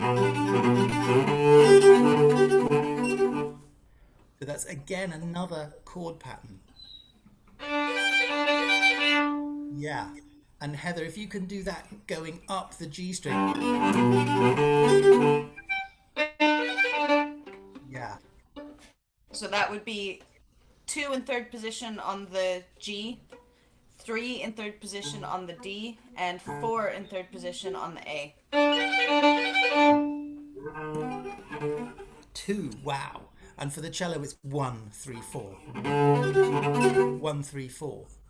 And of course, you know what's underneath that D in the bass, and that's that you're not playing, and that's a G. Now that chord is really important, the second inversion, because it's the one that you get in every Mozart violin concerto, Mozart piano concerto at the cadenza. The orchestra will go,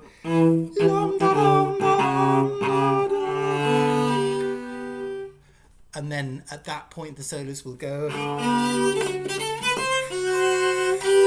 and then they'll do all kinds of like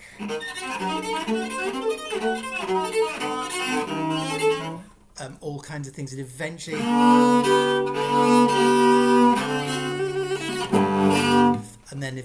cadence back, having landed. Sorry, I just made that up. Okay, fantastic, guys. I want to see, has anyone got, so that's your root position, your first position, your second position chords. You can play with those ideas. You can practice anything. You can, in fact, if you're learning Suzuki, you can go right back to book 1, get your violin, and you can think about how to accompany, for instance, that there I am doing my G major, yum da da da da yum dum dum, and here's my, this is my 5th at the bottom, 6 at the top, yum ba da da da, G major first inversion, yum bum bum. Now I just go down. This is simple 5th at the bottom, 6 at the top, ya da da ya da ya di di di di dum ya yum. And those are the chords we started with, aren't they? D, G, D.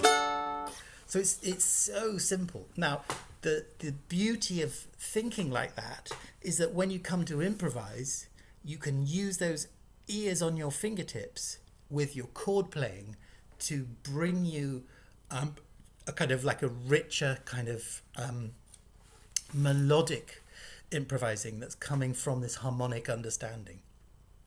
Because just going back to my hobby here, just going back to this idea of the fabric of there's a lovely English, old-fashioned English word, which is the warp and the weft. I never know which one is which, but one of them goes down and one of them goes across. And that fabric, you can inhabit both of those worlds. And if you're a guitarist, it's great to learn to be a melodic player on the guitar. And if you play a melodic instrument like the violin, it's great to learn to be a harmonic player. Okay, we've got a couple of minutes if anyone wants to ask any questions. Okay, guys, I've opened the chat. So if you've got any questions for David, now is your chance. while we have a couple of minutes before we hand over to our ambassadors. Type them in. Jamal has got a great question here, is would the third inversion be GBD? Now, there is such a thing as a third inversion, but to have a third inversion, you need a 4-note chord, because otherwise you're back where you begun. So it's root position, first inversion, second inversion. If you've got...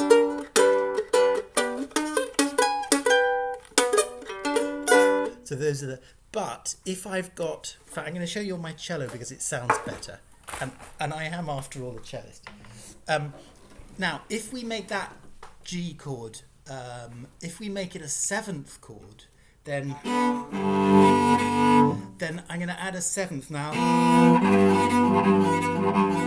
Now, this is going to be different now. Now I have 3 possible inversions, yeah? This is from Jamal's question, what would the third inversion be? So, root, first inversion, so, root, first inversion, and now the third inversion,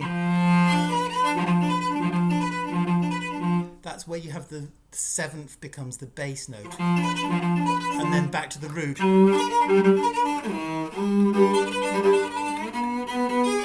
And again. So does that make sense? Good question, Jamal. Thank you. Do I have any suggestions for music theory books to read? Do you know, I think the best music theory book is Bach chorales. So doing, like, you know, certainly associated board grade 5 theory, that's a really, really useful thing to do. If you look though at Bach chorales, and if you can find a book of Bach chorales that have the words in them, then what you can do is connect that question of do the words fit the music? Because this is a thing about studying harmony in isolation. Yeah, most Bach is on the IMSLP, and I think the 388 chorales is the one that has the words with them.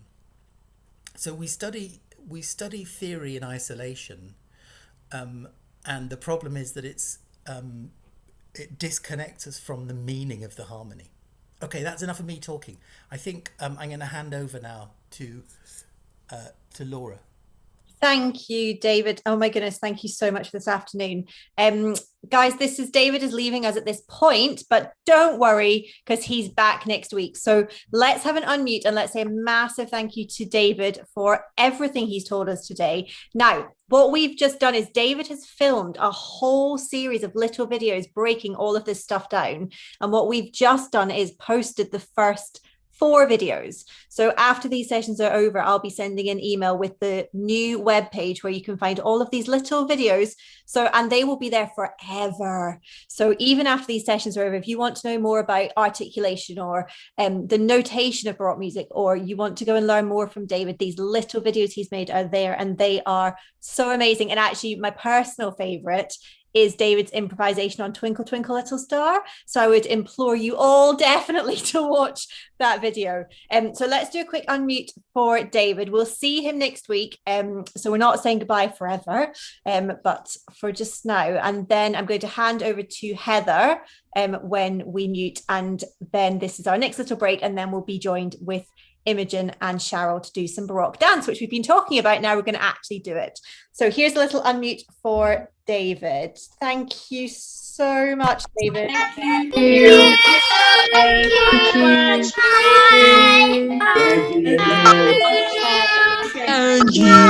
you. Thank you so much, David. Heather, over to you. Thank you. Hi, everyone. So, give me a wave. Y'all see me? Now, I want you to give your neighbor to the left a wave as well. Sometimes it's hard to feel connected over Zoom, but we're going to try to connect to each other as much as possible today. And your neighbor to the right as well. Give them a wave. Now I want you to give me a high five, the biggest high five you can. 1, 2, 3. Oh, I think you can do even better than that. Let's try that again. 1, 2, 3. Okay, that was pretty good. Now we're gonna give our neighbor to the right a high five as well. 1, that's the left, Heather. Brilliant. Neighbor to the left. 1, 2, 3, high five. And to the right. 1, 2, 3, high five. Now we're gonna connect our arms horizontally across the screen. So I want you to really try to line up with your neighbor on the screen. It's harder than it looks. Okay, that looks pretty good now. Now we're all gonna lean to the left. We're gonna try to angle our arms so that they go from one corner to the other corner of the Zoom box. And we're gonna go back to middle. And we're gonna lean the other way, trying to connect one corner to the other. Oh, I think we can do better than that, guys, including me. Oh, getting closer and back to the middle. Let's try that once more in the other direction. We all look pretty funny on the screen, guys. And back to the middle. And once more to the right. Almost. Okay, back to the middle. Now, we're all gonna make waves with our arms. Should look pretty cool on the screen. And we're gonna lean and make waves that way. And back to the middle.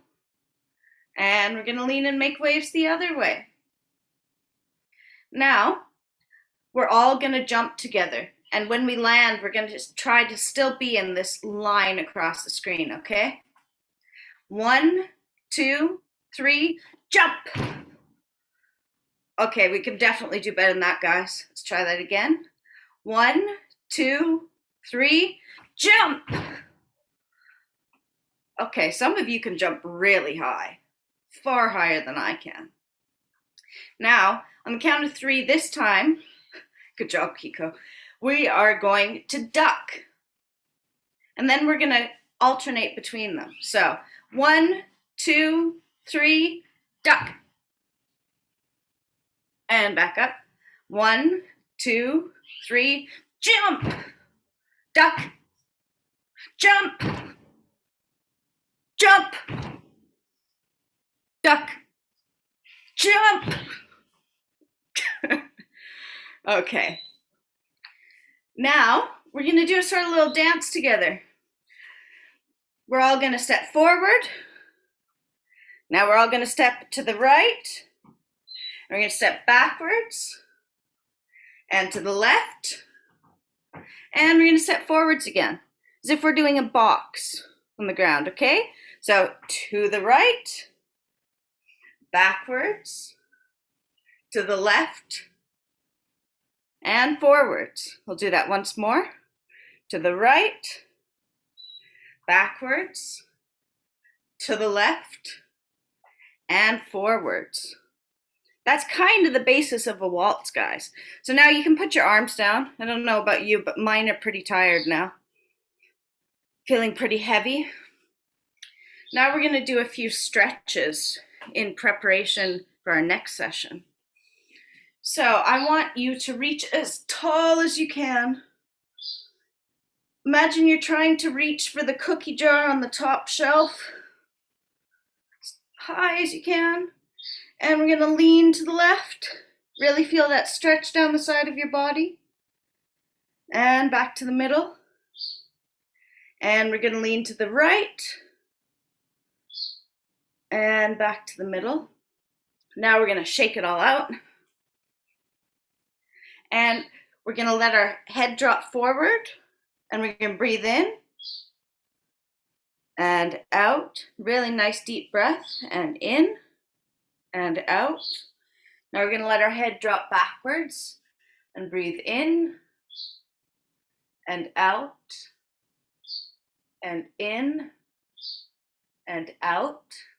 Now we're gonna Point our head to the side and breathe in and out and in and out, and to the other side, in and out and in and out. Now we're going to do some shoulder rolls and some the other way. Now we're going to do some arm circles.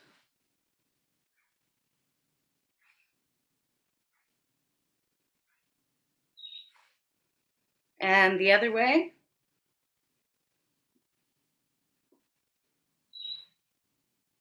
Now we're going to put our arms out in front of us. And we're going to do some wrist circles. And in the other direction.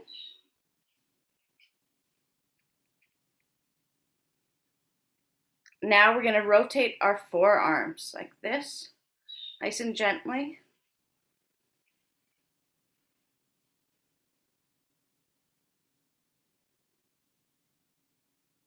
Now we're going to make fists with our hands. Give it a little squeeze, not too tight, and let them drop. And fists again, and let them drop. And fists, and let them drop. Shake it all out.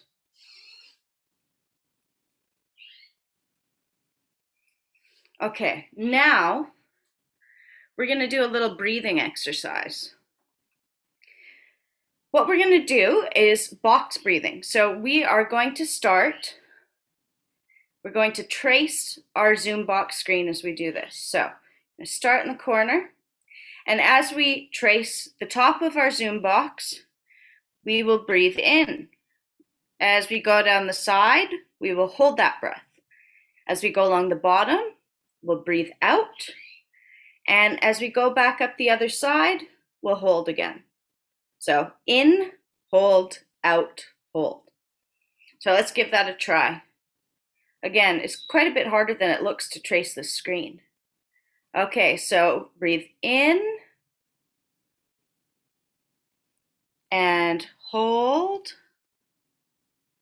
and out and hold and in and hold and out and hold and in and hold.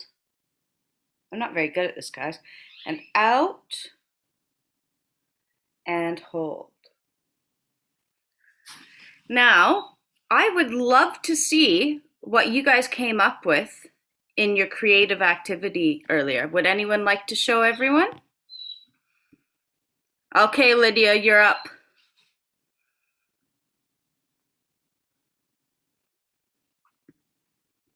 I think I see trees.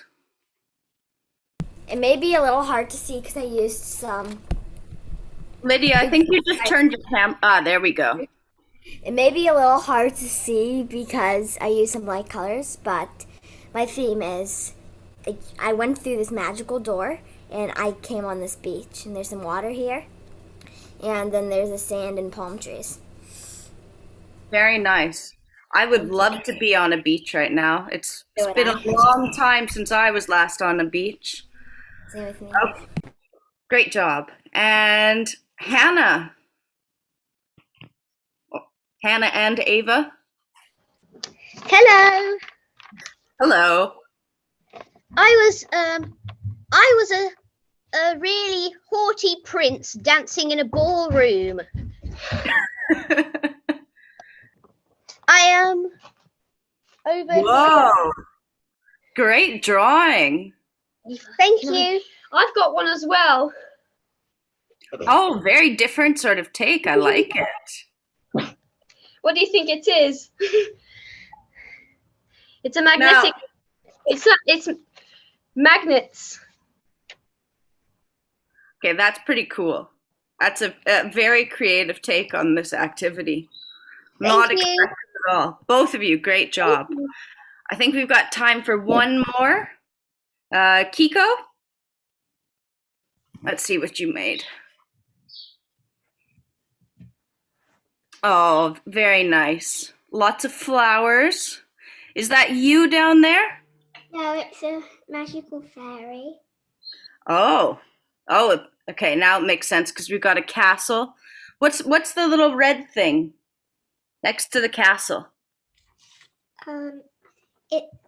It's where some fairy servants live. Oh, very cute. Well, I Mushroom. It's a mushroom. yeah.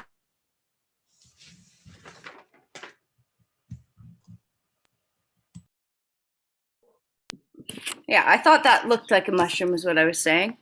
Well, I think we're out of time, but we'd love to see everyone else's drawings. So please do send them to us. Absolutely.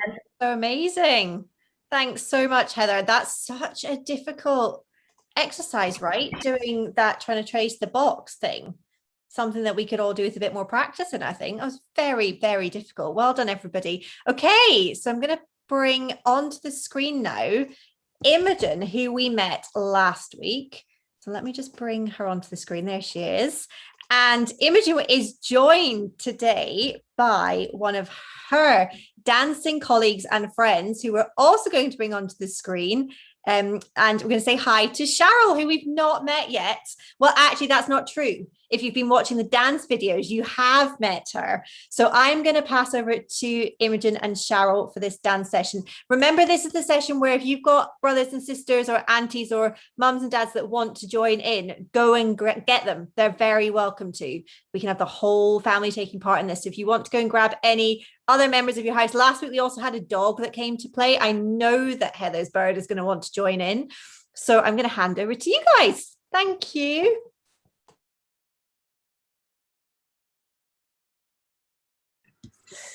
Hi guys, how's everyone doing?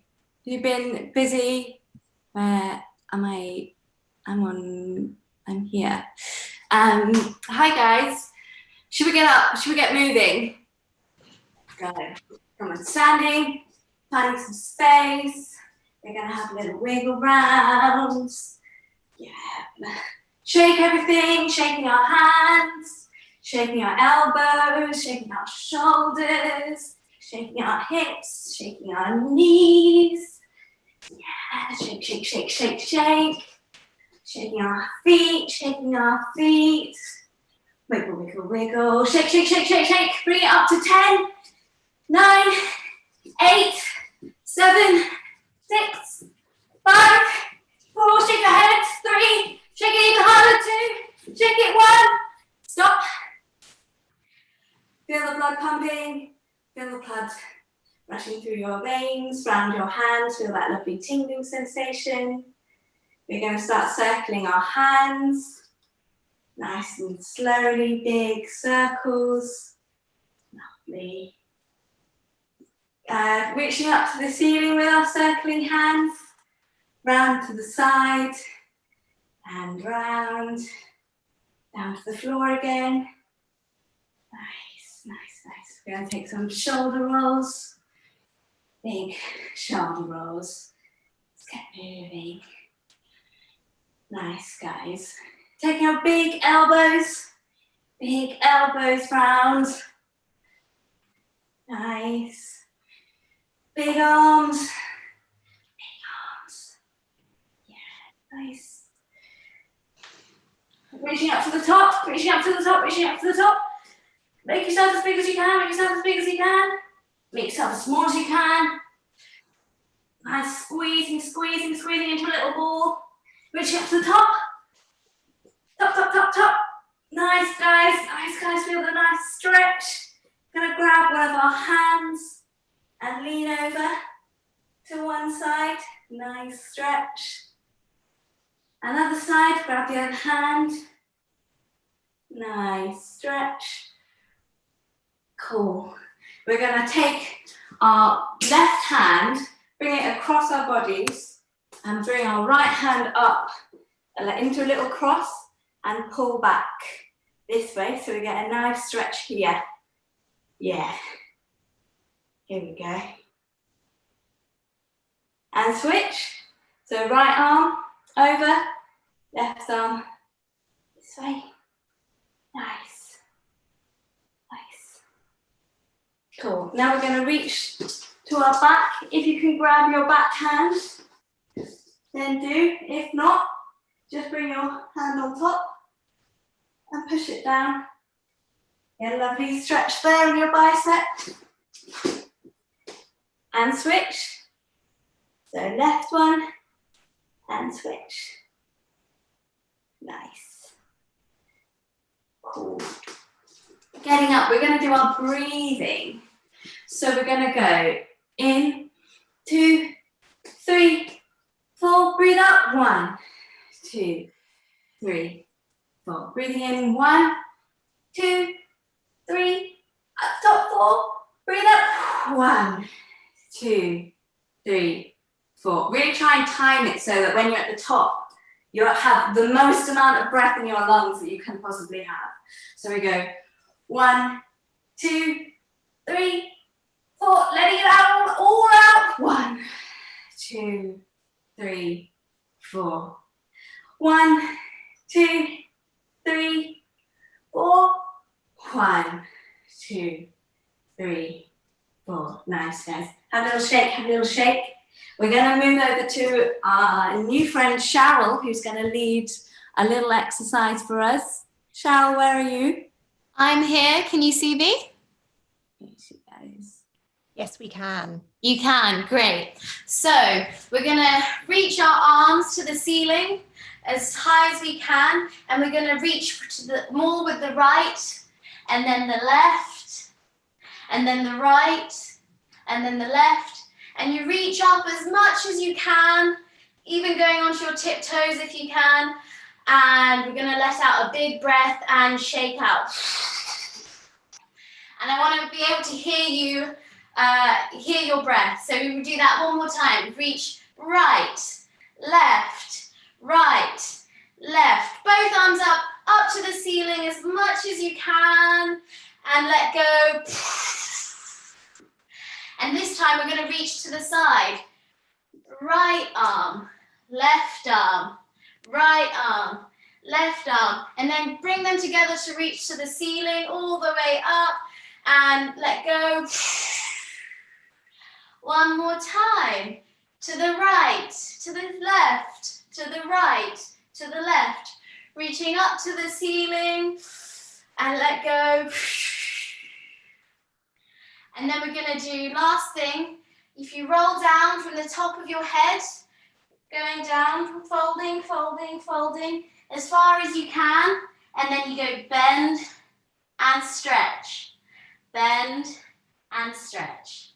One more, bend and stretch, and bend to roll up. We'll do that one more time. Rolling from the top of your head all the way down. Rolling, rolling as far as you can go. When you get to the bottom, you bend and stretch. Nice and juicy. Bend and stretch. Bend and stretch.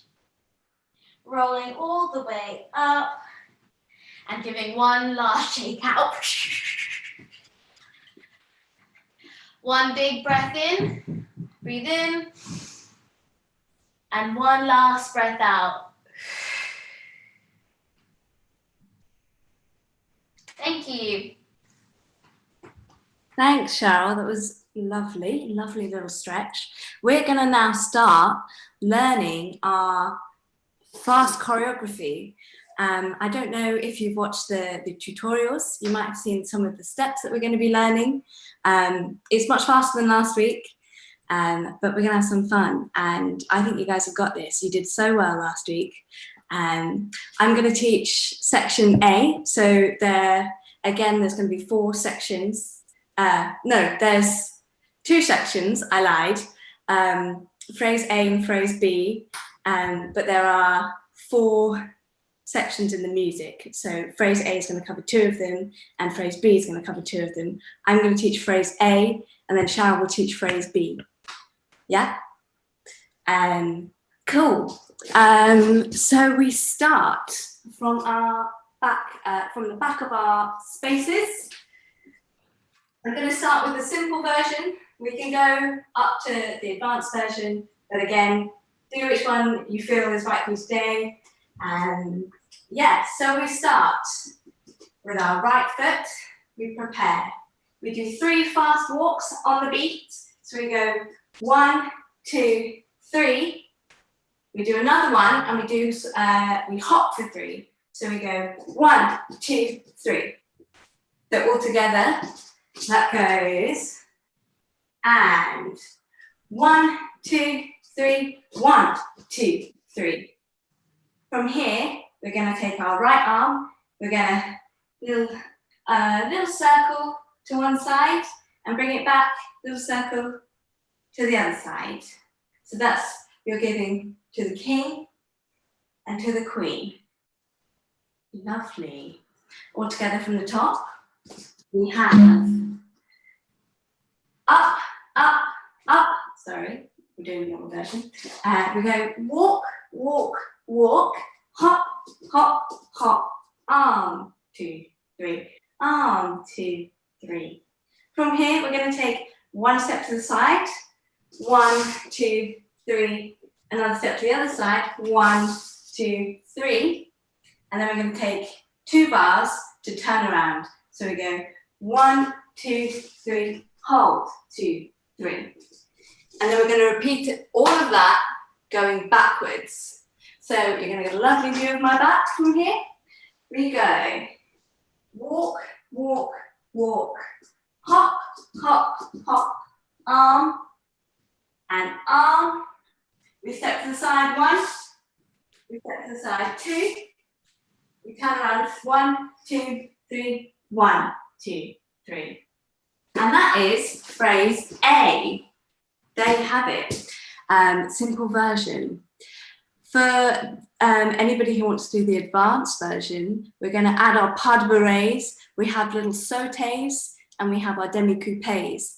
So here we go. Exactly the same pattern as we've just done. We're going to turn out our feet in our first position and we're going to prepare heel to ankle, arms out for balance if we need it. So we prepare. We do our pas de bourrée, which goes onto our demi point. We go up, up, up. Then we jump onto our next leg. We go 1, 2, 3. Lovely, guys. Putting the foot down, we do our arms. 1, 2, 3. 1, 2, 3. Now we're going to go to the sides and do our demi-coupés. If we remember, we go put our foot into second position. We do a little rise and a little plie. We do a little second. We do a little rise and then a little plie. If that one gets you a bit, if you get a bit confused by that, think of you going as little lilt, little sway. You can have your little breath. Do you remember how we practiced in our tutorials? We have a little, and that's on count 2. So we have our plie in second 1, on 2, and plie on 3, down, up, down. Lovely, guys. From the top, we have and pas de bourrée, sauté, sauté, sauté, or hops. Arm, 2, 3, arm, 2, 3 to the side, demi-coupé, down, demi-coupé, down. And then from here, we're going to do a little fouette. Fouette in French means to whip. So we want to imagine that our bodies are whipping around. So we step forward, we put our foot in a keyhole, and we whip around, leaving our foot where it is. Nice. And then we close it on the last bar. So that goes from the demi-coupés, we've just done our arms. We're going to the side with our demi-coupé. We go step, up, down, step, up, down, step forwards, pick the other leg in the front, turn around and close. To then start going to the back. I'm going to do this facing forwards if that's helpful for you, but remember this second time we head towards the back. Cool. And up, up, up. Saute, saute, saute. Arm, 2, 3. Arm, 2, 3. Demi, coupe, demi, coupe. Step and turn, close. 2, 3. Nice, guys. You guys are doing amazing. And that is phrase A. We're going to get Sharol to teach us phrase B, which comes in 2 parts. Sharol? Over to me. So, after we've done our last foite round, we close into first. And from first, we're going to do 3 hops. 1, 2, 3. And your left arm and left leg, arm circles, foot points. So to that together we go 1, 2, 3, arm and leg. We repeat the jumps. 1, 2, 3, this time with the right arm and the right leg. Arm and leg. Repeat one more time the jumps. 1, 2, 3, and this time your arm goes all the way over the top.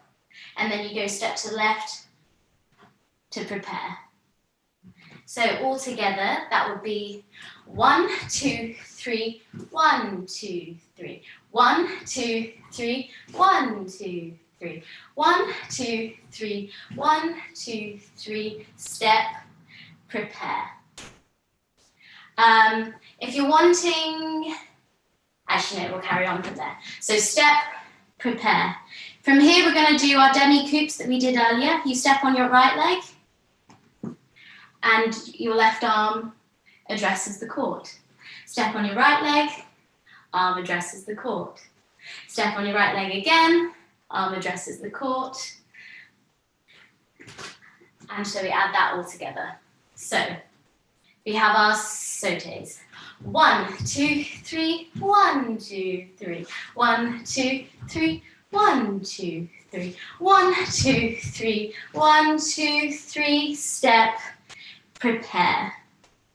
Then we go to our demi-coupes.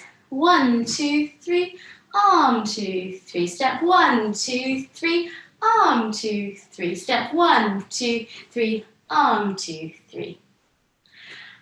From there, after we've done our last arm, you step with your left foot, swish your right one forward and close.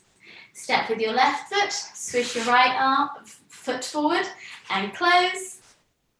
Step with your left foot, swish your right foot forward and close. And the last thing I'm going to add on to there, we'll step to the side and you do a curtsy to the court or to your partner who you might be dancing with at home to finish. We'll do that all together one more time. So we do our jumps. 1, 2, 3 on 1, 2, 3. 1, 2, 3, 1, 2, 3. 1, 2, 3, left arm, 1, 2, 3. Step, prepare. Step 1, 2, 3, arm, address the court.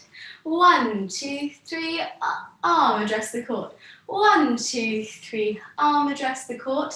Step with your left leg, swish, close. Step with your left leg, swish, close. Step with your left leg, swish, close. And if you're wanting to do it a little bit harder, from our jumps, we're going to do changements. So you close with your left foot in front and you jump on that leg. So you jump left foot, right foot, left foot. And then you can do a little rond de jambe with your leg and arm to the side, close behind. You jump with your right foot in front first, right, then change left, right, and then arm, rond de jambes with your leg. Repeat, close your right leg behind, and you go 1, 2, 3, same arm, rond de jambe, step, prepare.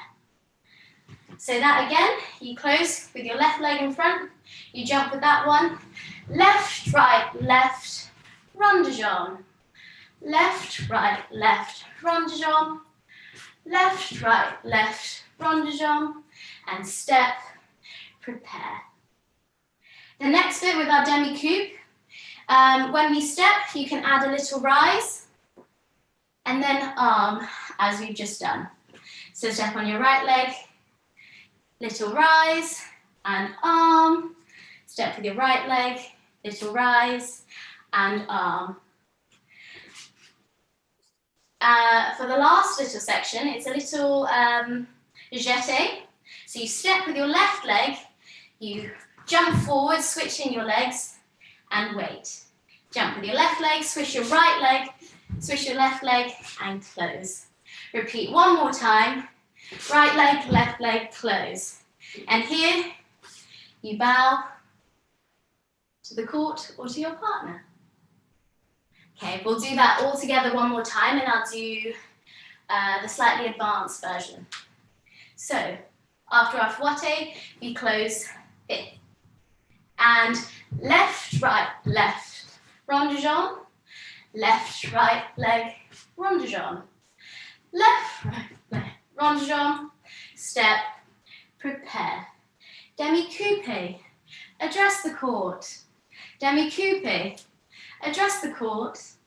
Demi-coupe, address the court. And step and jump. And step and jeté. And step and jeté. Bow. Thank you very much. That's you guys learned everything. So that's amazing. Yeah, so we can try put it to music. It's very fast, but you guys have this. Thanks, Sharol. That was great. Yeah, and that last bit is really fun. Like it's right at the end of the music, so it's a really lot of high energy. So yeah, I think we should just try it and see how we do. We'll try and count you in. It's quite fast, but let's go for it. You guys know the music by now, I think. So yeah, let's have a dance. Just getting ready at the back. I'm going to give us a few seconds to get in. Okay, ready? 2, 3, 4. Go! 1, 2, 3. Music. Let me start that again. That was a bit. Okay, I'm going to count to 6, guys. There's 6 clicks in the music, and then from there we're going to start with our pas de bourrées. Do we need to go over it before we do our pas de bourrées, before we go through it? Maybe let's do it all together first, going through it, and then add the music. Cool. Let's do it. From the top, we have our phrase A. I'm going to do the advanced version, but remember you can go back to the simple version if you want. So from phrase A, we have up, up, up, hop, hop, hop, arm, and arm. We go to the side, demi-coupe up, down, demi-coupe up, down, fouette, turn to the back. We go up, up, up, hop, hop, hop, arm, and arm, to the side, demi-coupe, demi-coupe, step, and turn. Now we have phrase B.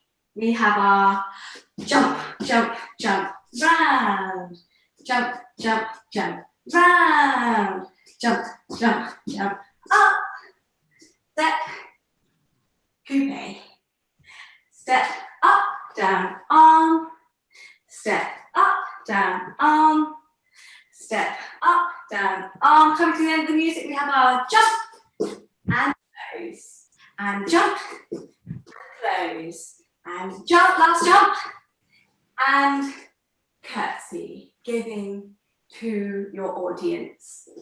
Gorgeous, guys. We're ready for the music, I think.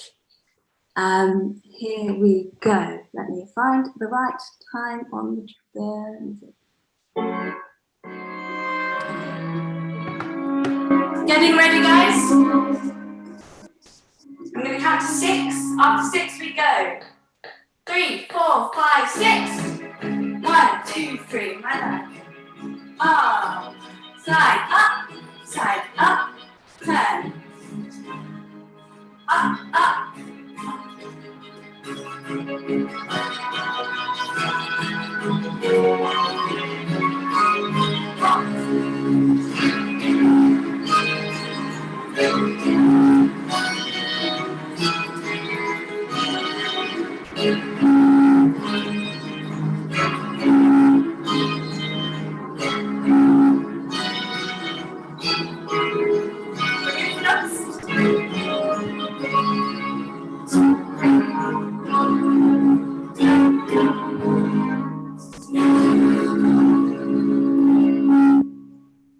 Beautiful, guys. That was good. I think we should just do it again. Do you have any questions? Any bits that are confusing or have questions over? Or should we just go for it? Thumbs up. We turn the music up a tiny bit. Of course. Let's go for it again then, shall we? Yes, let's do it. And really imagine you're performing to a massive auditorium. Yes, cool. You're performing to the king, the queen. You're performing your best dance. Yes, we're ready. Oh, Aubrey is ready. I love it. Here we go. It's gonna be quick in, so here we go.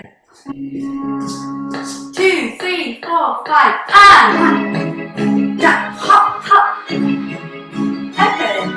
Step up, turn to the back. Up, hop, hop, hop.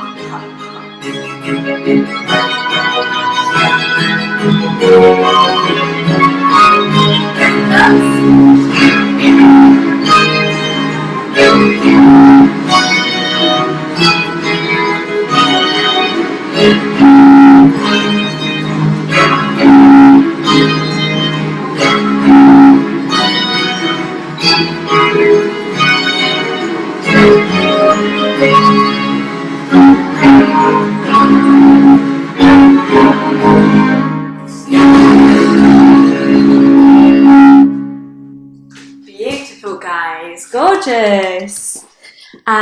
We're going to do it again. Before we do that, if you've got friends, if you're with other people, maybe you want to try, I don't know, maybe trying different pathways and making different patterns with each other. Say if you wanted to greet each other, you could change the arm. If you wanted to, you can make it how you want to, because it's a dance that's meant to be danced together.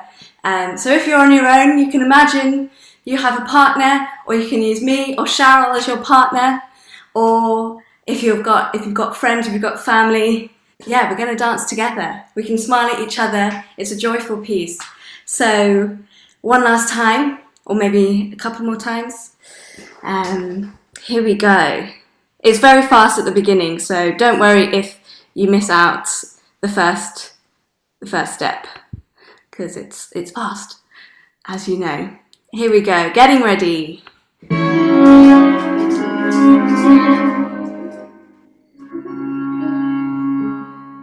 2, 3, 4, 5, 6. 1, 2, 3, hop, hop, hop. Okay. Step up, turn. Up.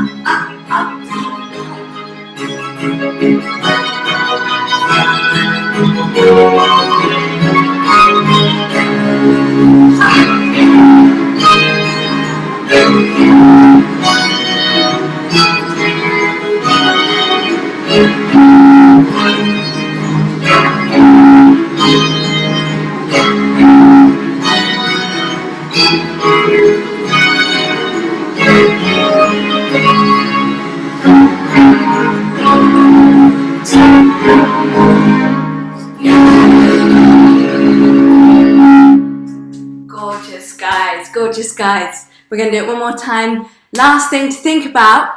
Another thing that we can do, we have all of these lovely arms. We can imagine that we're going to, we can live our fantasy a bit. We can see people in the audience, and we can use them as much as we want. They're beautiful decorations, so we're going to use them a lot. Laura, do you have anything to say? Just how amazing it looks on the screen to see everybody. Could you just move the speaker a tiny bit away from the microphone before we press play again? Because the bass notes are spectacularly loud. But it's brilliant. Thank you so much. Let's do it again. And this will be our kind of closing dance. Yeah? Go for it, everybody. I'm so impressed, especially because how hot it is, how much effort everybody's putting in. So well done, everybody. Back to you. Well done, guys. Well done. You guys have been amazing. Last effort. One last dance for the day. And then we're done. Getting ready. Here we go. 2,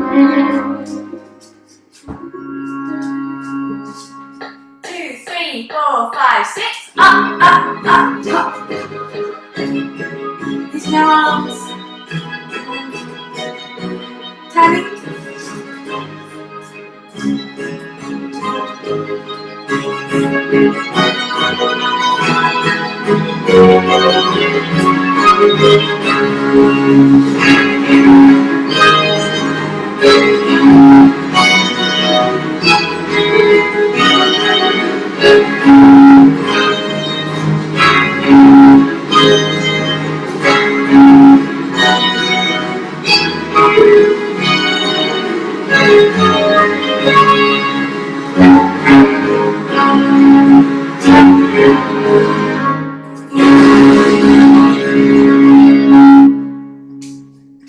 Amazing, guys. You guys are incredible.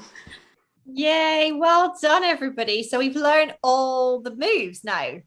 That's it. So it's not it, because Imogen and Sharol are back, but that we're here on Sunday next week to do dancing instead of Saturday. We're going to now put the video up of this bit of the dance so that you can work on this bit, and then we'll talk to you a little bit more next Sunday. Thank you so much, both of you. It's been so wonderful. We're going to do a big Benedetti Foundation unmute so that we can all say goodbye. Well done, everybody. You've worked so hard today, and look forward to seeing you all for your tutorials in your separate groups tomorrow with your music and your instruments. This is our sort of second tutorial tomorrow before you do your recordings this week, which is very exciting. Can I just also say some excellent outfits going on here? I'm really impressed with people that went and did a little costume change during the break.